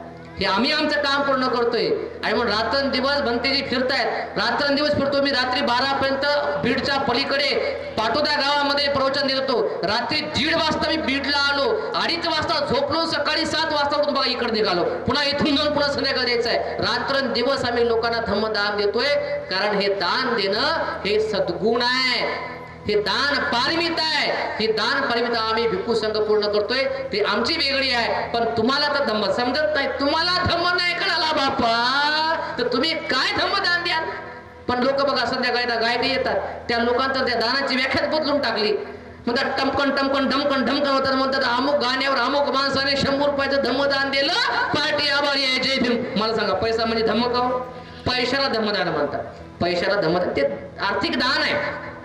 धम्म म्हणजे विचार आहे, विचाराचं दान. आणि ते विचाराचं दान भक्तीच्या ठिकाणी देत आहे. हे दान देत आहे, हे दान कधी संपणार नाही. म्हणून हे दान तुम्ही देऊ शकत नाही. तुम्हाला धम्म कळा, तुम्ही धम्म काय देसाल? मग तुमच्याकडे काय आहे? पैसा आहे, तुम्ही पैसा द्याल. तुमच्याकडे काय आहे? मेहनत आहे, तुम्ही श्रमदान देसाल. तुमच्याकडे काय अन्न आहे, तुम्ही अन्नदान देसाल. तुमच्याकडे काय वस्त्र आहे, तुम्ही वस्त्रदान देसाल. तुमच्याकडे वेळ आहे, तुम्ही वेळदान देसाल. तुमच्याकडे ताकद आहे, तुम्ही श्रमदान देसाल. तुमच्याकडे रक्त आहे, तुम्ही रक्तदान देसाल. वेळ प्रसंगी तुमच्याकडे जीव आहे, तुम्ही जीवदान पण त्या ठिकाणी देऊ शकसाल. बरोबर आहे? मग जे काय देता येते तिथे दान देऊन तुमचे दान पाहिजे बनवले पाहिजे. उपासक म्हटलं की हा तिसरा गुण तुमच्यामध्ये असला पाहिजे. आणि त्याचं नाव काय? त्याचं नाव काय? बापा दान म्हणलं की मुख्य नाही मागत बापा, तुम्हाला सांगतोय फक्त. तिसरा गुण काय? दान. तुम्ही दानी बनलं पाहिजे. पहिलं श्रद्धावान बना, शीलवान बना आणि दानी बना. आणि चौथी गोष्ट आहे, आता लय कंटाळा मला, एकाच मिनिटात सांगतो चौथा मुद्दा, कारण तेव्हा सांगितलं पाहिजे. आणि ते म्हणजे काय? तर प्रज्ञा. काय हो? चौथा गुण प्रज्ञा. तुम्ही प्रज्ञावान बनलं पाहिजे. आता प्रज्ञा म्हणजे काय? तुमची पोरगी नाही प्रज्ञा, काय सून नाही. प्रज्ञा म्हणजे कोण? प्रज्ञा म्हणजे शहाणपण. प्रज्ञा म्हणजे काय? शहाणपण. तुम्ही शहाणे बनले पाहिजे. आता शहाणा कोणाला म्हणाव? ज्याला पाप आणि पुण्य कळते तो शहाणा, आणि ज्याला पाप पुण्य कळत नाही तो अडाणी आहे, तो मूर्ख आहे. ज्याला खरं खोटं कळते तो शहाणा, ज्याला खरं खोटं कळत नाही तो मूर्ख. ज्याला चांगलं वाईट कळत नाही तो मूर्ख, ज्याला चांगलं काय वाईट काय कळते तो शहाणा. ज्याला काय ऐकान काय ऐकू नये हे कळते तो शहाणा, आणि ज्याला काय ऐकान काय ऐकू नये हे कळत नाही तो मूर्ख. कुठं बोलाव काय बोलाव हे ज्याला कळते तो शहाणा, आणि ज्याला कुठं बोलाव काय बोलाव हे कळत नाही तो मूर्ख. खरं आहे का? मग तू तर शहाणा आहेस की, तुला कळत नाही का? बघ, ज्याला कळते तो शहाणा आणि ज्याला कळत नाही तो मूर्ख. मग बुद्धाने तुम्हाला काय सांगितलं? शहाणे बना. की तुम्हाला पाप पुण्य कळणं म्हणजे तुम्ही शहाणे, म्हणजे तुम्ही प्रज्ञावान. तुम्हाला धर्म आणि अधर्म कळला पाहिजे म्हणजे तुम्ही शहाणे. पण धर्म आणि अधर्मातला फरक नाही कळला की तुम्ही मूर्ख. श्रद्धा आणि अंधश्रद्धा या दोघातला फरक कळला की तुम्ही शहाणे. पण श्रद्धा आणि अंधश्रद्धेचा फरक नाही कळला की तुम्ही मूर्ख. आता दान द्या बापा, पण कोणाला द्या हे जर नाही कळलं तर मूर्खच. पण कळलं पाहिजे कोणाला द्या. आता भंतेनं सांगितलं की दान द्या, आला एका दारू पिऊन म्हणून ठेवलं, अरे भंतेने म्हणलं दान द्या, घेतले 100 रुपये दिले त्याला. ते तुमचे 100 रुपये घे, एक क्वार्टर आणून तुम्हाला देऊन शिव्या घालेल. मग म्हणा बाबा हे काय दान द्या, आज आम्ही दान द्या ना आम्ही शिवा खा. नाही, दान कुणाला द्या, कुठं द्या, काय द्या हे ज्याला कळतं तो शहाणा. म्हणून शहाणे बना. काय करावं काय करू नये, काय चांगलं काय वाईट, काय पाप काय पुण्य, काय धर्म काय अधर्म, काय श्रद्धा काय नश्रद्धा, या सगळ्यातला फरक तुम्हाला कळणं म्हणजे तुम्ही शहाणे बनणं, म्हणजेच प्रज्ञावान बनणं. म्हणून हा प्रज्ञा माणसातला उपासकातला चौथा गुण आहे. म्हणजे एकूण किती गुण झाले? 4. पहिला गुण कोणता? पहिला गुण कोणता? श्रद्धा. वा, जिवंत आहेत माणसं. दुसरा गुण कोणता? शील. तिसरा गुण दान. आणि चौथा गुण प्रज्ञा. श्रद्धा, शील, दान आणि प्रज्ञा हे उपासकातले 4 सद्गुण आहेत. या 4 गोष्टी तुमच्यामध्ये आल्या की समजावं तुम्ही उपासक झाले, मग तुम्हाला धम्माचा लाभ होईल. पण या 4 गोष्टी तुमच्याकडे नसतील आणि मग किती गोडगोड नमो तस भगवतो काही नाही, सगळं गेलं, वाया गेलं म्हणून समजायचं. या 4 गोष्टी तुमच्यात नाही. पण इतकी कंजूस मारवाडी बाई, दान देत ना, नावाला म्हणलं की पुढे येते, फुलं द्यायला म्हणले की पुढे येते, दान म्हणलं की बिलकुल नाही. तर समजावं उपासक नाही. व्यसन करते किंवा अधर्माने जगते, कर्मकांडाने जगते, शान नाही, पाप पुण्य चांगला वाईट कळत नाही, समजावं हा उपासक नाही. आणि म्हणून याचं चिंतन तुम्ही करा. जर या 4 गोष्टी तुमच्यामध्ये नसतील तर तो आणण्याचा प्रयत्न करा. ते निश्चितपणे तुम्ही प्रयत्न कराल असा एक सद्भाव मनामध्ये व्यक्त करतो. खूप वेळ झालेला आहे. एका गावामध्ये असाच एक महाराज गेला, असं भाषण ठोकू लागला, बाबा अर्धा घंटा झालं, 1 घंटा झालं, 1.5 घंटा झाली, 2 घंटा झालं, भाषण त्या महाराजचं ठोकणं चालू. एक महाराज उठला, एक माणूस उठला, हातामध्ये एवढं मोठी काठी घेतली, त्या महाराजाच्या पुढे तिकडे फिरू लागला. महाराजाला वाटलं बाबा आणते की काय. महाराज घाबरू लागला. घाबरून महाराजानं भाषणच बंद केलं आणि त्या मला इकडे रे म्हणे महाराज चालू द्या तुमचं. अरे इकडे म्हणे तुमचं चालू द्या. 1 घंटा नाही म्हणे, 4 घंटे चालू द्या म्हणे. अरे इकडे दे म्हणे, तुमचं चालू द्या. महाराज मला तुम्हाला काहीच म्हणायचं नाही म्हणे. अरे इकडे दे म्हणे, महाराज तुम्हाला मला काहीच म्हणायचं नाही म्हणे. तुम्हाला किती चालवायचं संध्याकाळपर्यंत चालवा म्हणे, मला काहीच पण तुम्हाला म्हणायचं नाही म्हणे. बाबा म्हणे काटूक लाकूड घेऊन काऊन फिरायला व्हायला म्हणे कोणतीकडं म्हणे. महाराज मी त्याला बघायलो म्हणे, तुम्हाला बोलवलं कोण येत, मी त्याला बघायलो म्हणे, मला तुम्हाला काहीच म्हणायचं नाही. बापा असं काय हो नाही बापा भंतेच 2 घंट्यापासून चाललंय, त्याला कोण आणलं रे, त्याला बघा. असं काही न होऊ नये. तसे तुम्ही श्रद्धावान आहात, असं काही होणार नाही. म्हणून बापा लय लाभ होण्यापेक्षा आपल्या वाणीला पूर्ण विराम दिलेला बरा. आणि म्हणून काही जास्त काही बोलत नाही. हे लांब लचक लांबलेलं प्रवचन मी या ठिकाणी माझ्या वाणीला पूर्ण विराम देतो आणि याच ठिकाणी थांबतो. सर्वांचं मंगल हो, सर्वांचं कल्याण हो, सर्वांचे कल्याण. साधु साधु साधु.